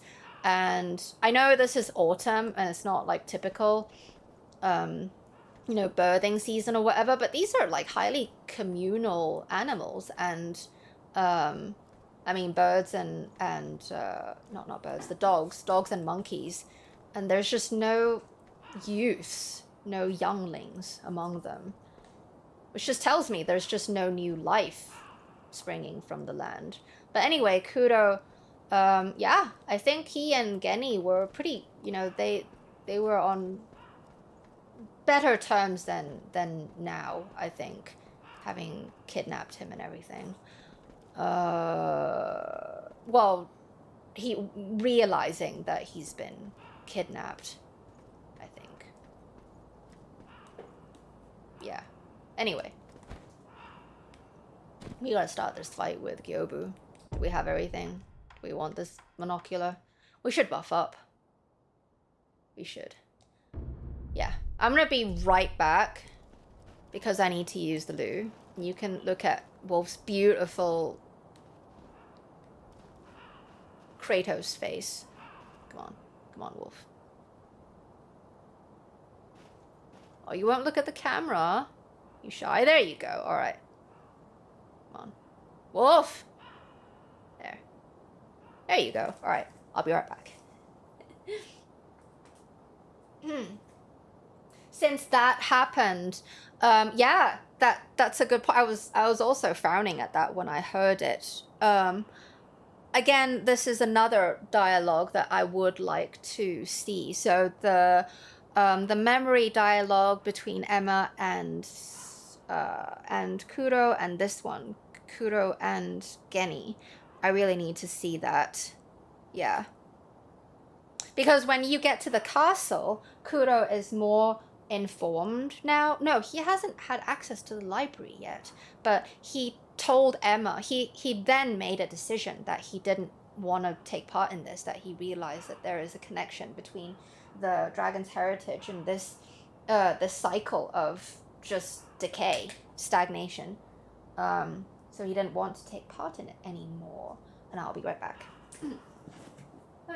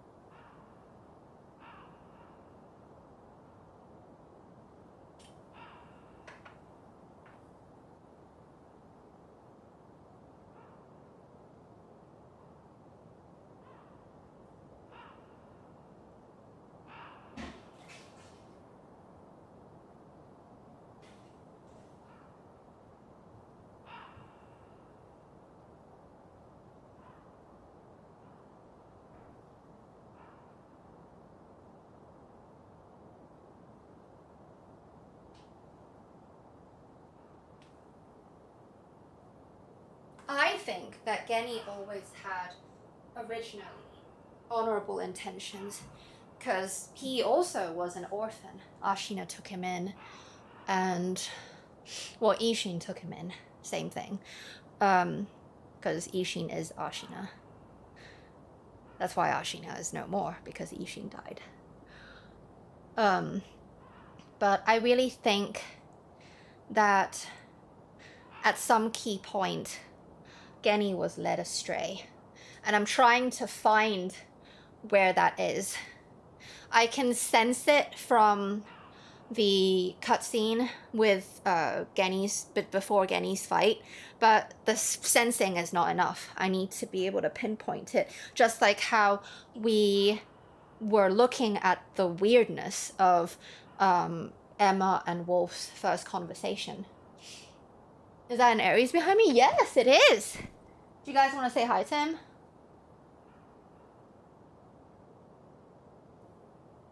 Aloe vera.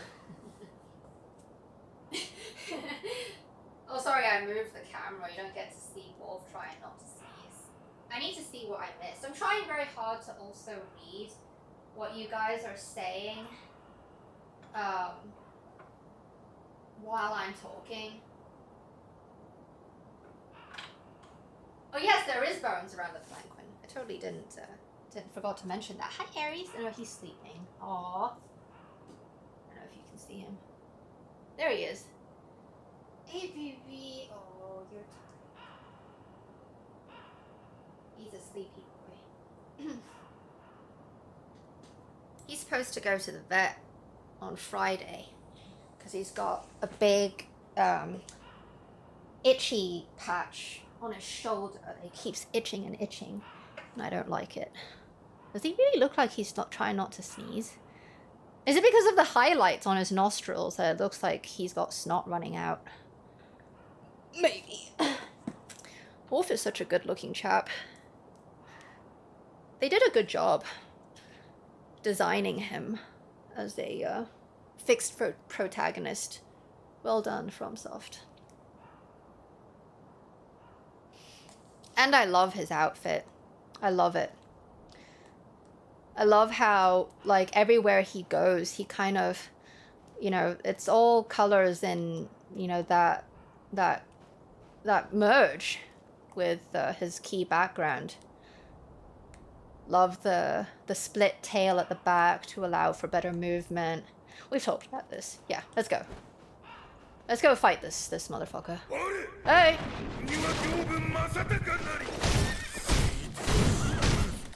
Konnichiwa!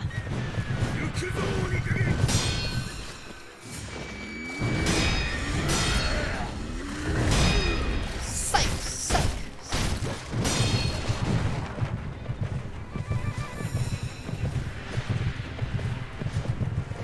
grappling to you. Oh, shit.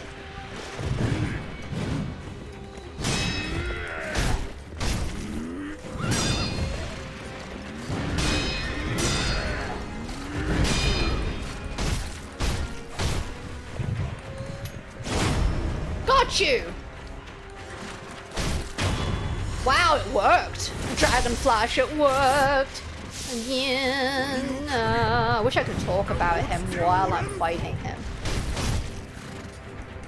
We gotta do it after. I can't fight while talking!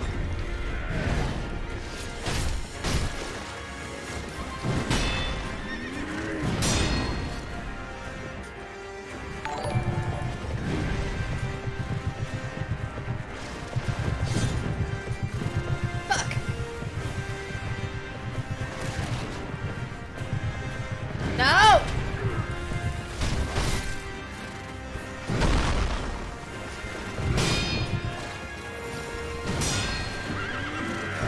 Oh no! I didn't deflect that.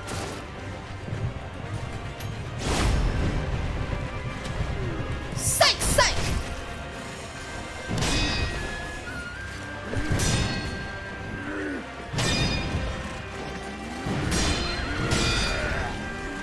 Can't see it!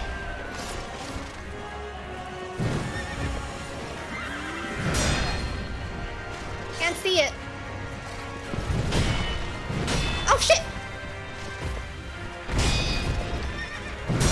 Got you! Fuck! Using the wall to cheat, Gyoubu. You shouldn't do that.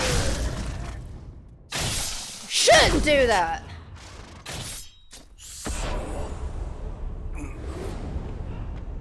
No, he will never forgive you. I really should have tried to die because he says something pretty interesting when you revive. Just that, oh, you're not dead yet. Yeah, he's impressed with you.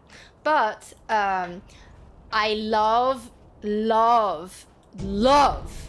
voice actor who did Gyoubu. Yes, I know we have 1,000 jokes about him. But the voice actor who played his voice did a fantastic job of picking out that country dialect. Just put it that way. Like it's very rustic and rough around the edges. So because he's a bandit. Remember? We'll look at that. We're gonna look at that so you can see. Gyoubu is a bandit. Where is it? There you go. Gyoubu Oniwa once led a group of infamous bandits but was defeated by Ishin, who was so captivated by his show of strength that he took him in as an Ashina warrior. Oniwa would later go on to become Genichiro Ashina's most trusted retainer. Well, that didn't work out so well, did it? Yeah. I just wanted to point that out, that the voice acting for Gyoubu is that it's just so much more to me than, you know, the English, because they captured that that accent. Yeah. And another thing, like, you know, we'll just go and pwn while I talk. We'll try to do that. Hey. No! Don't you do that! Now, I know, like I said, it's funny. We've had 1,000 jokes about Gyoubu, but there is a reason.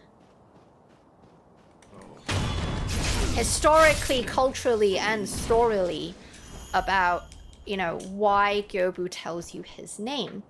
It's because there is a lot of pride attached to that.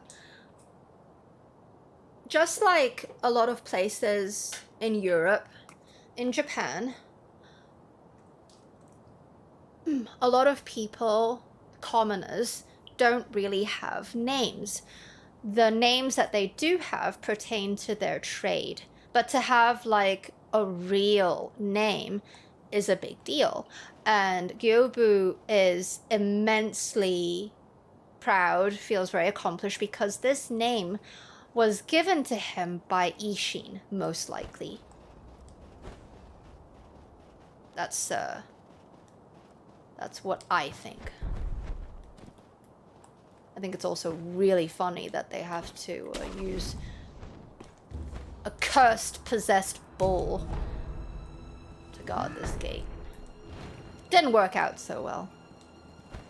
So, you know, the way he yells, you know, yelling you his name, it carries a lot more weight and meaning to it than some guy, you know, who welcomes you in at Walmart. You know, hey, my name's Steve. It's different. Has, you know, like I said, a lot more meaning to it. Lasers. Which one? This one first.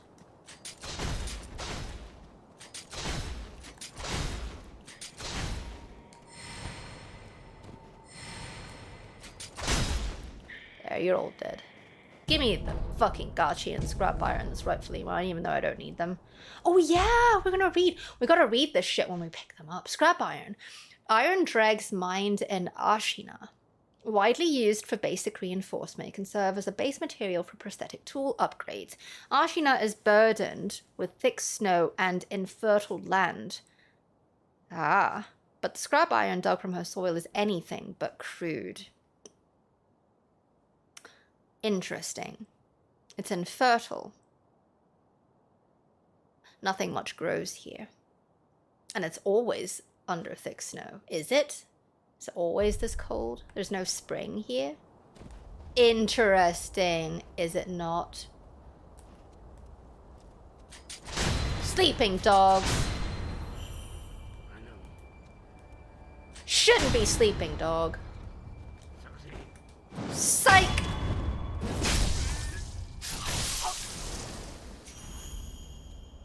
And I love this. We're gonna eavesdrop on these two guys. Forgot about that. These two. Ishinの病、やはり重いようじゃ。たとえ源一郎がおれど、アシナの国長くはなさそうだの。して、もう一つの任は、城の蛇谷の側が黒笠で騒がしいようじゃ。ならば次はそちらよ。だが最新にな、黒笠の無事な生中にはやれぬぞ。Alright. So Geni is on their side, and these guys are Senpo assassins. They're always like around, you know, like they're always doing shit like this. Like the first one we ever see who is sabotaging the bridge. This one who's, you know, this Frank Munchkin who's watching after his two friends. I can't tell whether they are burying sugars and materials for storage for you to grab later, for them to use later, or if they are taking stuff from the ground. I can't really tell. What do you think?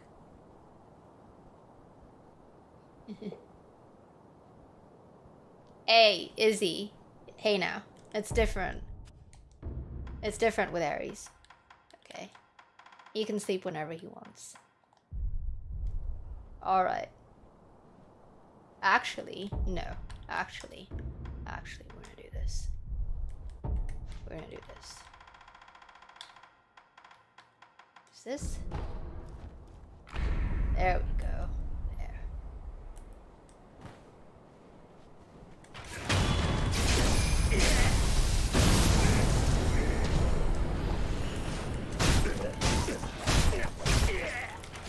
No! Fuck off! Take your hat off. I can't believe I didn't get the death blow on him when I fucking blood smoked. We should read about blood smoke, by the way. What is it? Ninjutsu technique that turns the spraying blood of a victim to smoke. Cost spirit emblems to use, activated after a stack bab death blow. The smoke screen allows one to retake the element of surprise. Life or death struggle defines a shinobi, for whom a kill is a source of strength. I love that we get ninjutsu powers after we kill Geni the very first time. He uses ninjutsu, you know, his grab attack, definitely ninjutsu, and also the kick. Yeah, he uses a lot of different skills in his combat, and he flies too, which is so cool. I just really like the symbolism of the, like, it reminds me a little of Bestowal, Mortal Blade, how, you know, it looks like paint, brush strokes, painting your key destiny. We are gonna need more, I want to go talk to Ishin. We already killed these guys, so. Plus I want more emblems. Yeah. Rest. I love that Ishin is just like, he writes a letter for Emma, just like, don't worry about me, I need to go pwn. I mean, it's clearly obvious that he is the Tengu because you can see it, his Halloween costume hanging in his right on his wall. What did you think when you first came across this? When I first saw this, I thought, wow, super colorful. Who are these guys? Why are they dead? I had a lot of questions. But they can't get past Ishin. I think they can. Of course, we're gonna come up a particularly special purple ninja, Lone Shadow. Did I? Wait. Yeah, I have it. Let's have a look at you. I can't see you, Sean. God damn it. Why does it do that? Like, why does the game not let you look at them? It's such a cheat. I'm gonna break your fire. You don't need it. There. There. Nope. Still won't let me do it. Maybe here. What cheating rubbish is this? Can't look at the shopkeeper, Sean. He's different. He's not the same. Okay, get down here. Look at him properly. Yeah. No, wait. I don't remember the first one if he was wearing green. He has a similar face. But I know for sure the one in the dungeon has a fucked up face. And the poison one and the Mibu one are also different. But this guy, I'm not so sure. He looks very similar. Because I'm looking at that white hat he's wearing. Anyway, what does he sell? He's got a lot of... those... What are they?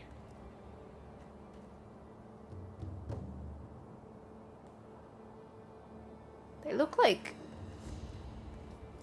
those little bowls that you... but no bottoms. They look like the bowls that you use for like those mosquito repellents that you use in Asian lands. And then there's these parts. He's got some greaves. Are those? I don't know what these are actually. Do you know what these are? What are these metal things? These rings? They can't be horseshoes. Japanese horseshoes. No, these ones. Some are dented. Some are round. Maybe they're cookie cutters. Really big ones. I don't know. What does he sell? He sells you a gourd seed. Oh, we can read about them now. Seed from which healing waters continuously spring forth. Give to Emma to increase the maximum uses of the healing gourd. By the way, someone mentioned last Friday, about the curious aspect of the name Emma, which is not Japanese. That also, it ties in with my hypothesis that maybe she is not Japanese because she doesn't look it. Like, her hair has got a redness to it and she's got blue eyes. So remember, I thought that she might have the Korean, Russian heritage that occurs sometimes at those key times before. Yeah. Also, Dad has a very interesting heritage as well. Our dad. The twisted gourd of medicinal waters was known... Wait. The twisted gourd of medicinal waters was known throughout Ashina since long ago. So they knew about this, but it was the extraordinary healer Dogen and his pupil Emma who discovered the self-replenishing nature of this seed. So why did she say that this gourd was originally a creation of mine? It's existed throughout the Ashina long ago. It's known. It's a known treasure of the lands that people know about. It's existed for a long time. Why did she say that it was originally her invention? And there's no supposed subtext or whatever. She literally said that when I inspected both the Japanese transcript and try to translate it properly. That is so weird. And she said it's her invention, but it's actually Dogen and his pupil Emma who discovered the self-replenishing nature of the seed. So you can understand why I have my reservations about Emma. And it's not, I'm just trying to keep a very open mind about this. But, in Japanese folklore, this is also why Wolf, not just because she fucking touched him without permission and just everything, like, he has reservations about the truthfulness in, her claims. Because typically in Japanese folklore mythology, women are characters to watch out for. Just put it this way. I have my own hypothesis of who she represents in Japanese mythology. I have very, very strong feelings about it, but it is really, like, I really need a lot of proof. But so far, like, it just, the things she says just doesn't add up. Plus, her saying that she originally intended it for Kudo. I don't know. It's just, things don't add up. Yeah. Oh, Magba, the green glowing item, I pointed that out earlier from the shopkeeper Sean near the stairs idol. It's a lit incense. We see it also in Mibu, and actually it makes appearances in Bloodborne in the fishing hamlet. They look very similar. Yeah. Yes, Daniel. Yes, I had that theory about Dad being Ainu. I really want to talk about that at some key point when we get to Dad. Yeah, one thing at a time. There's so much to talk about. Yeah, black gunpowder. We're here. Might as well read it. Black grains forming the base of gunpowder, material used in alchemical prosthetic tool upgrades, including those of an explosive and occultic nature. Even the most mundane form of gunpowder has a wide variety of applications. Occultic. Huh. It's too bad that I've already upgraded everything, so I don't know what things use what. Although, I can go back to the sculptor and I can look at the prosthetics and see what they used. I can probably do that. Yeah, so he sells you a seed. He's the only guy that sells you a seed and sells you a dragon blood droplet. An item that is... I love this. I love this because we have to pay attention to the places where we find these, the dragon blood droplet, because it's always... Miyazaki's always done that. Like, where we find places where items are dropped, from whom they are dropped, there's meaning behind that, and there are pieces of puzzle to the story. So this is an item that is rarely dropped by a divine heir of the dragon's heritage. So did Kudo drop this, or did the previous divine heir drop it? Did Takeru drop it? Using it will slightly increase resurrective power, or could it have been someone even longer ago? Restore the power of life to those who have been drained of it by offering this drop to the sculptor's idol with the recovery charm in hand. In turn, all afflicted with the dragon rot will be healed. The incessant coughing must cease. So...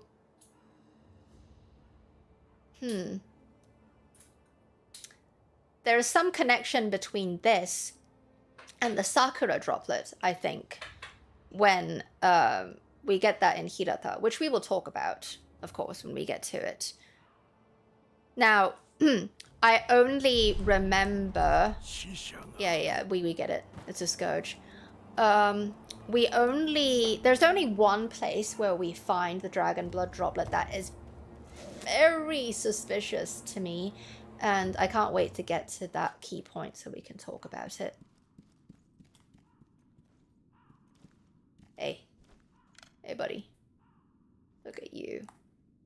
I recognize those hands and that beautiful top knot. You can't hide. You can't hide that handsome face, Ishin. All right, yo.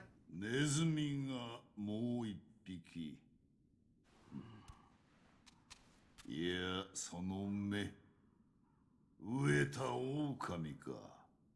切る前に名を聞いてやる。名乗り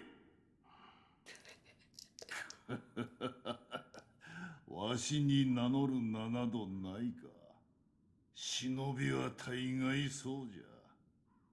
名乗らず死におる。じゃが、その左腕、忍び技師とは懐かしい。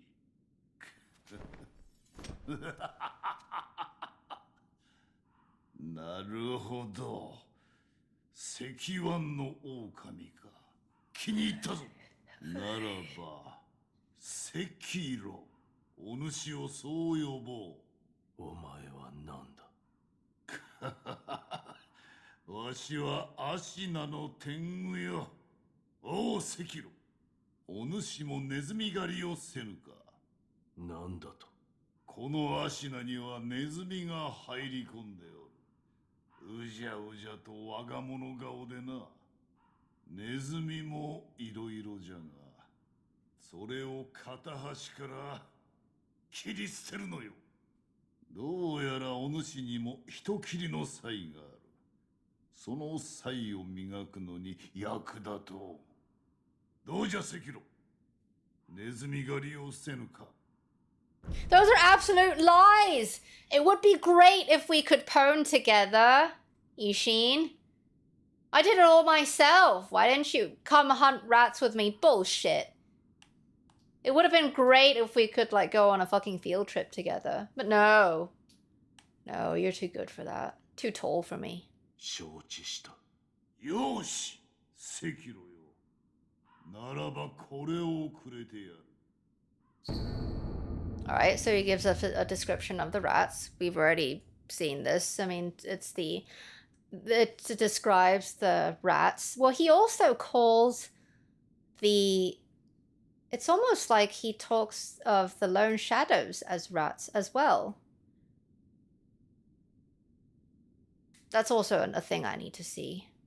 They're short stature, they wear bamboo hats, they're from Senpu Temple, last seen around Ashina Castle Gate.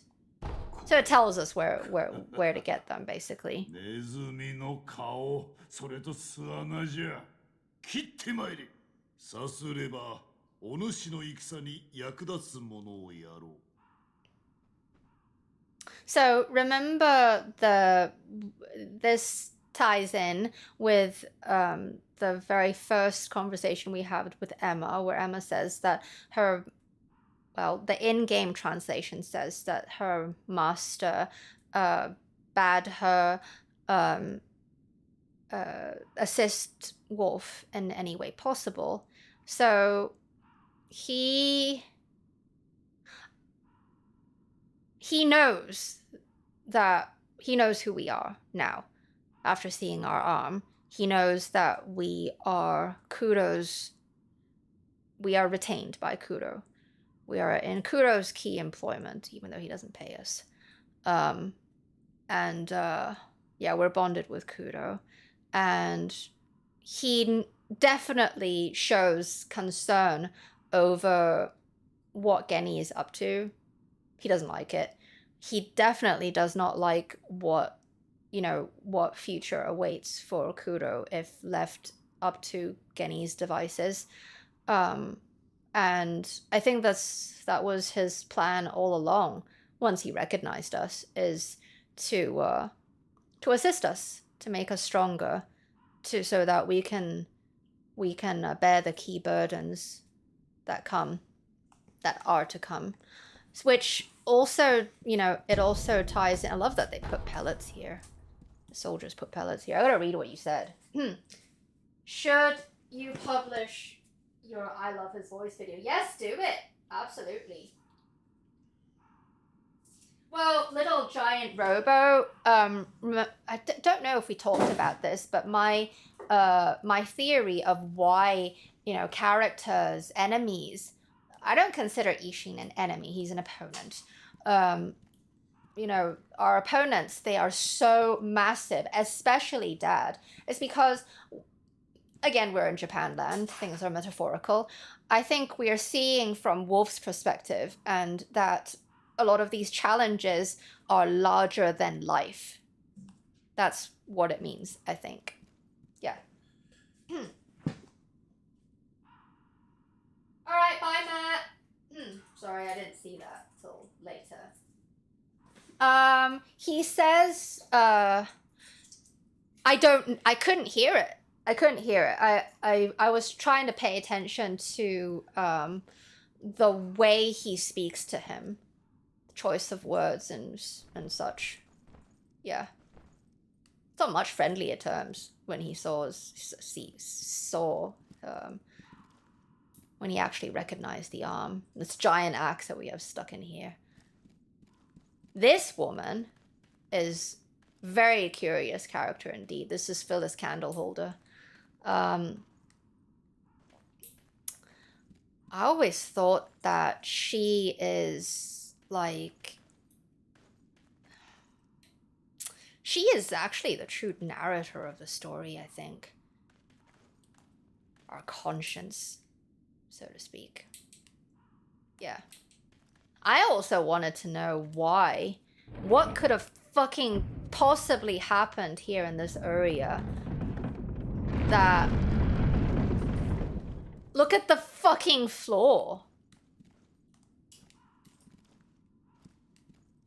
It almost feels like, going back to what I was saying, about challenges and the whole, cycling of memories and stuff at idols.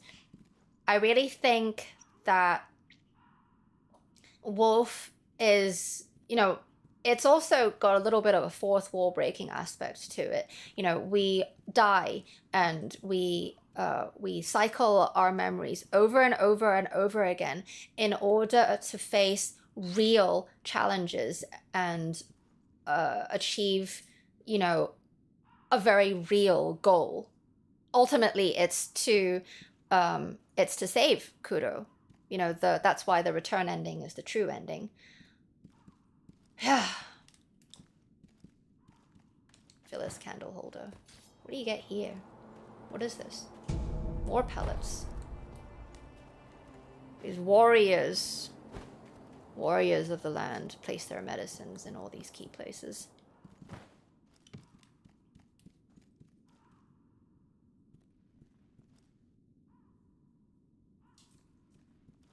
You think so?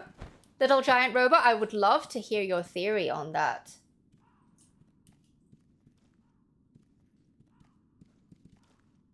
Well, no, I'd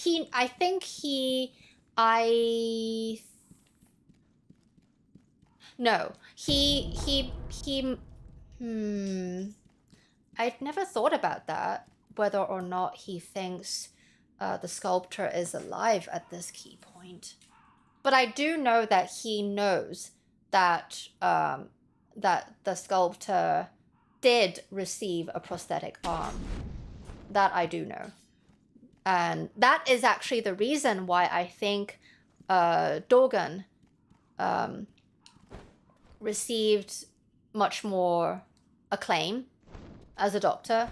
Because look at this fucking... Like, what happened here? Like, the roof isn't broken.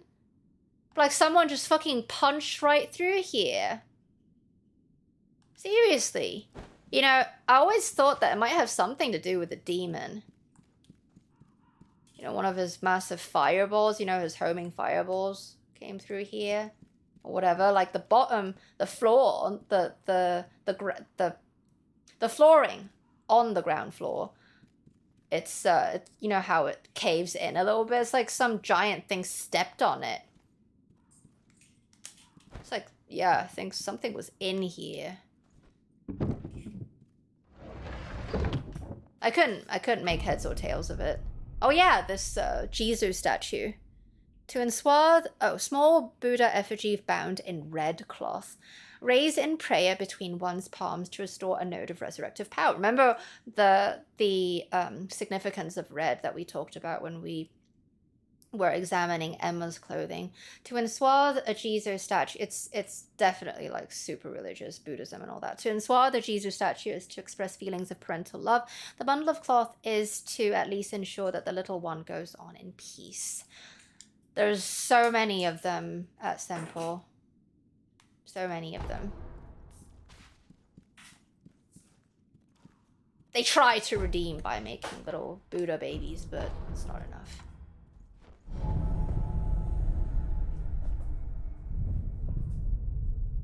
Well, is it his axe? Is that Sekijo's axe? I don't even know which prosthetics could have originally belonged to him other than the grappling hook, because, I mean, it makes sense as a monkey, and the, you know, his nickname is a monkey, goes around poning in the Sunken Valley. Remember, he said that when we give him a lot to drink, or when we give him the whistle. I don't remember, but he tells us about Kingfisher and all that. Loaded axe blessed with the... No, we gotta get the OG axe. I don't have the axe before we turned it into an axe. Let me just look it up. Because I want to see that. Oh, good job, Neko. I really should re-study Japanese. It's been so long. Alright, let's go to Fextra Life and see what the description of the axe is. Fextra Life Sekiro axe. Alright.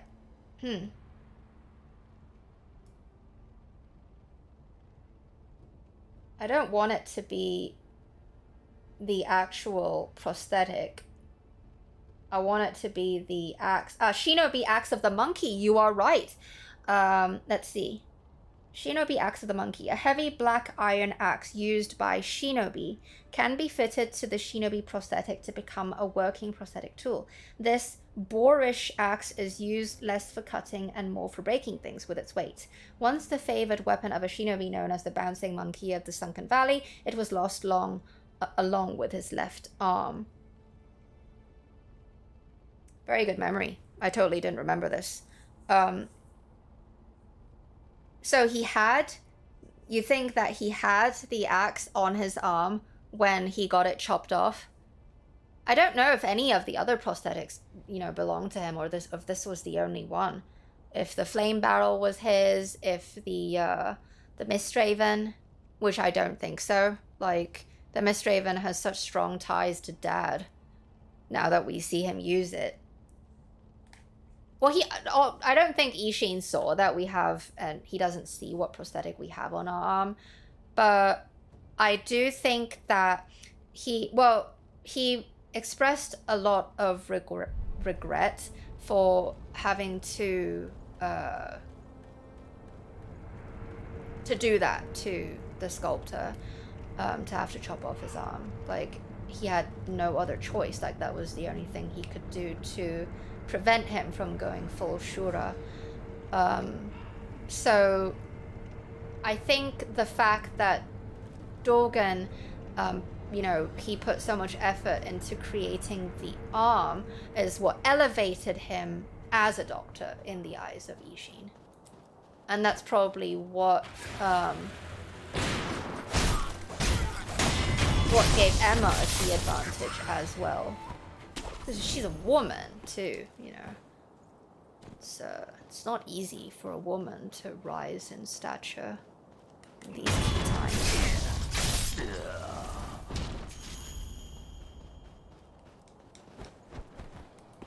It was made by Dogen. The shuriken piece was made by Dogen. Let's have a look.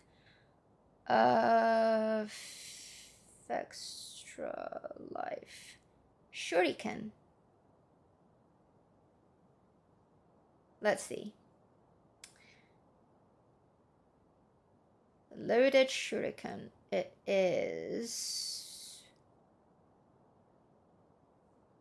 shuriken wheel. Okay. A mechanical device made. It is made by the mechanical genius Dogen. You have got fantastic memory. It's been so long since I've actually looked at these things. Can be fit into the shinobi prosthetic to become a working prosthetic tool. While it is palm size, a surprising number of shuriken can fit into the shuriken wheel as the edges were designed for stacking.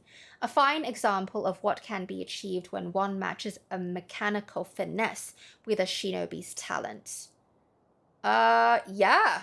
Are there any other prosthetics that Dogen made? Do you remember? Thank you for providing all this key information that I don't remember. What are we doing? Oh, we're fighting Jason. Where do I use this? Alright, here we go. No, you don't see anything. Fucking dogs, you're useless. Today, now. How many of you didn't know about the shortcut? I didn't know about the shortcut on my first playthrough. I ran through all this shit every time I died to Jason Bull. Psych! I forgot to eavesdrop on them.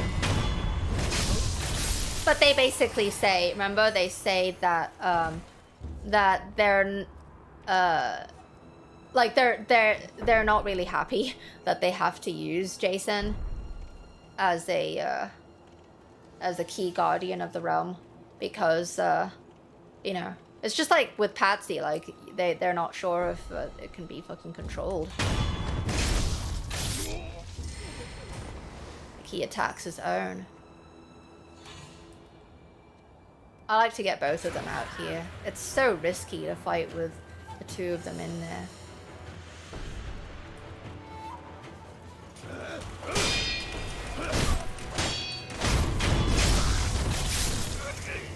Wait.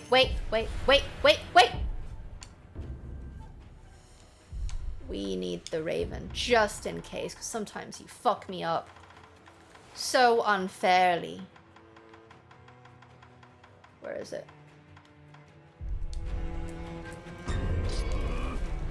See?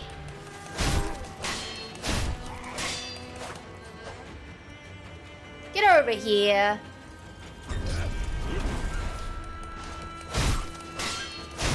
Fuck off. Fuck off again. Right, meow. Look at my health. God damn it. One stab from a John Spearman, and that's what happens. Take one of these.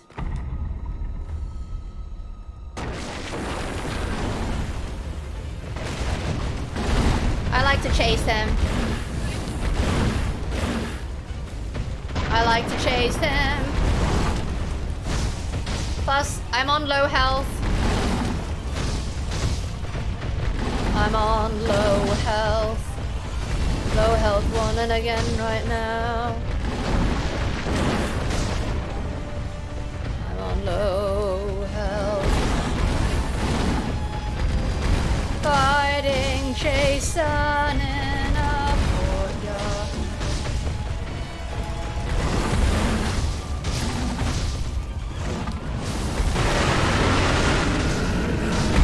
Get behind!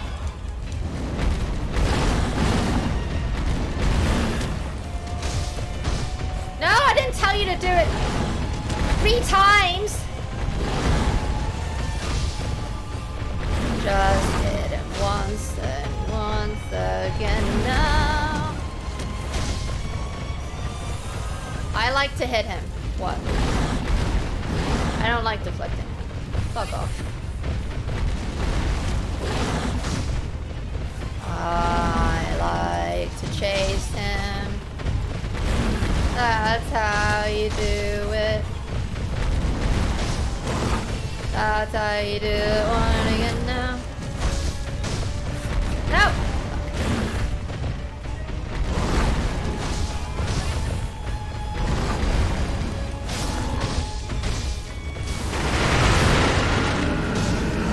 Behind you!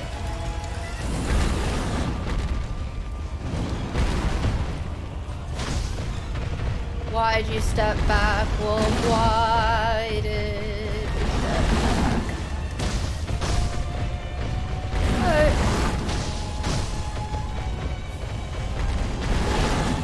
Once.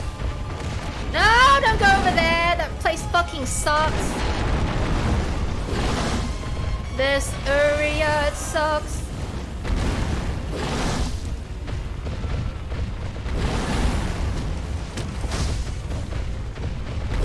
Wow, you've got way too much health, Jason.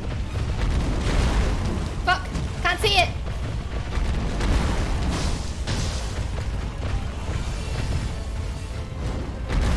Can't see it!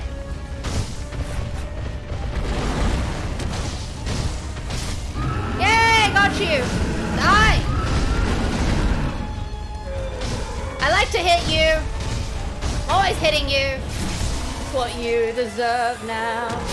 That's what. We gotta go way over here. Because we're gonna do this. Why did I do that? Do it! Bet you didn't know. This is how you get to the castle. It's a great way to not have to deal with those two fucks. Bam! We're here. I like that when you... oh yeah, we gotta pop balloons with her. But before I forget, we'll come back. No! Why did you not grapple, you piece of shit? You're an idiot, Wolf. Key embarrassment to the shinobi community. There. Saying that it's pretty cool when you come round here. You can see those two guys. Plus the money that they left here, see? Can you see them?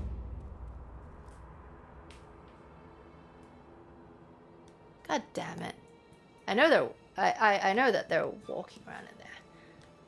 Especially if you run away. If you run away, right, if you try to fight them and then you run away, you'll be able to see them trying to look for you. God damn, you can't get back there.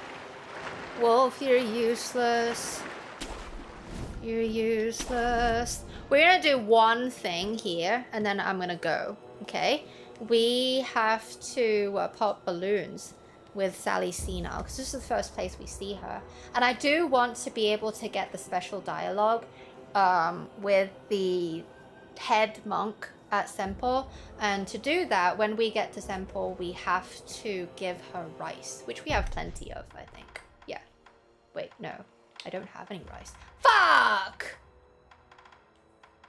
Did I give them all? I did give them all to get the dialogue. Shit! I need to get rice. I'm not going to be able to. Can I just give her a rice bowl? I have lots of these. God damn it. You ruined it. ありがたいや、ありがたいや。何を拝んでいる？はい。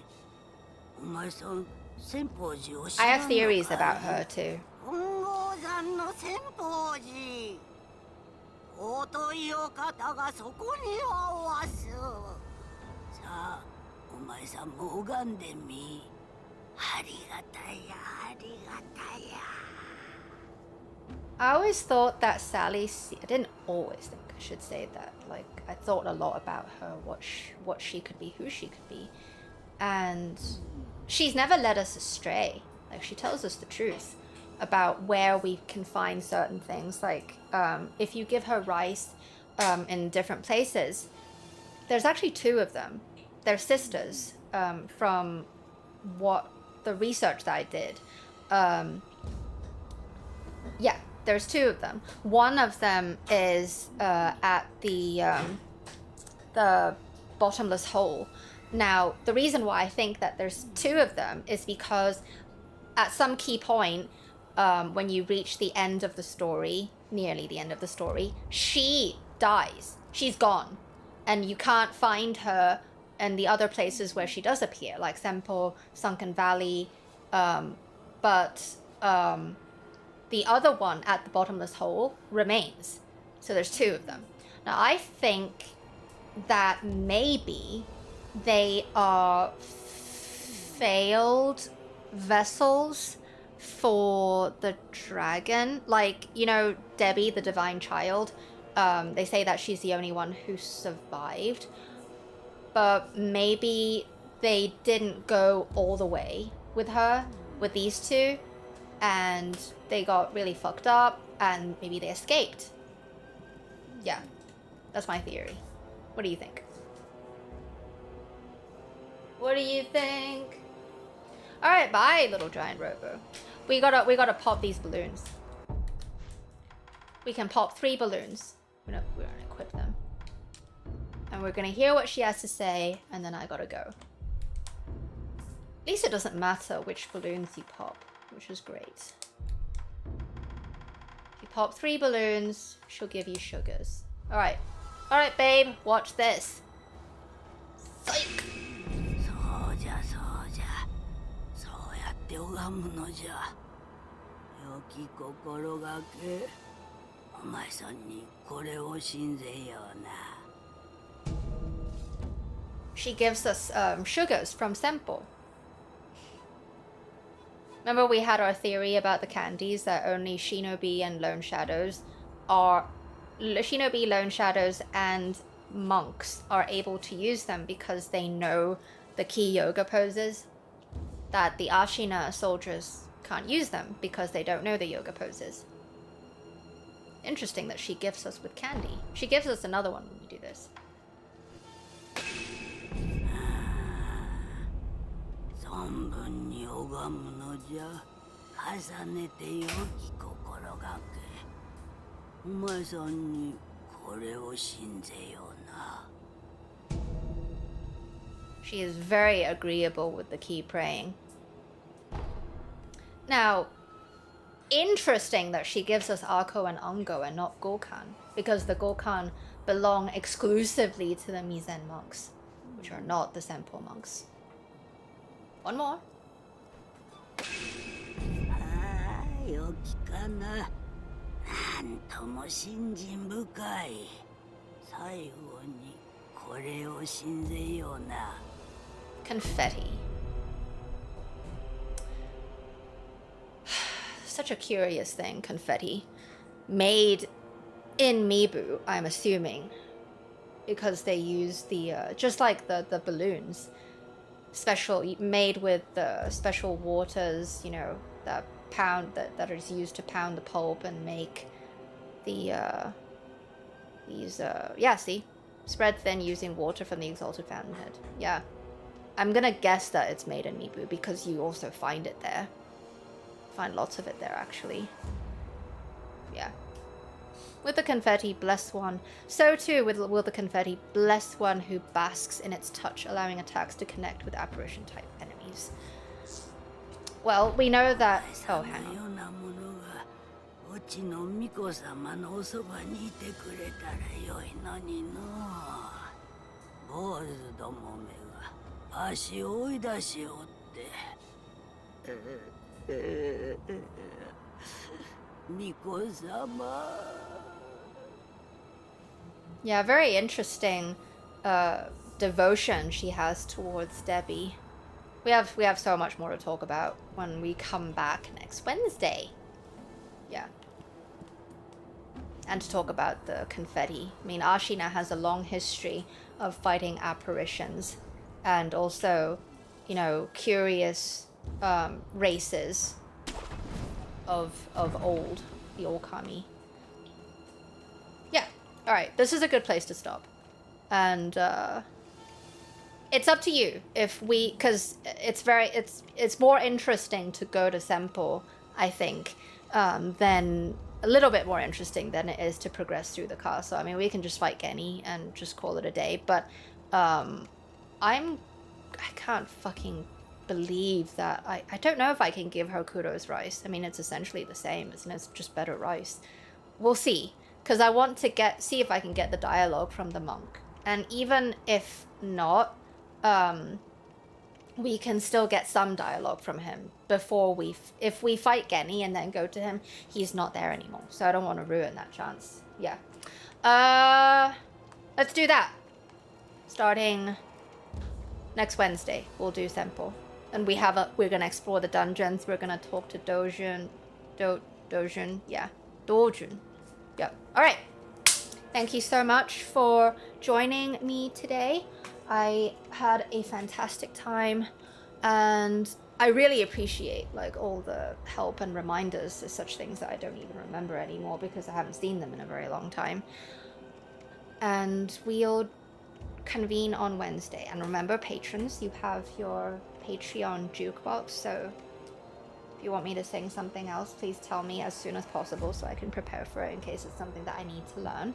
And I love you too, Izzy. I love you very, very much. I was supposed to show you something and I didn't get a chance to, so I will do that very soon.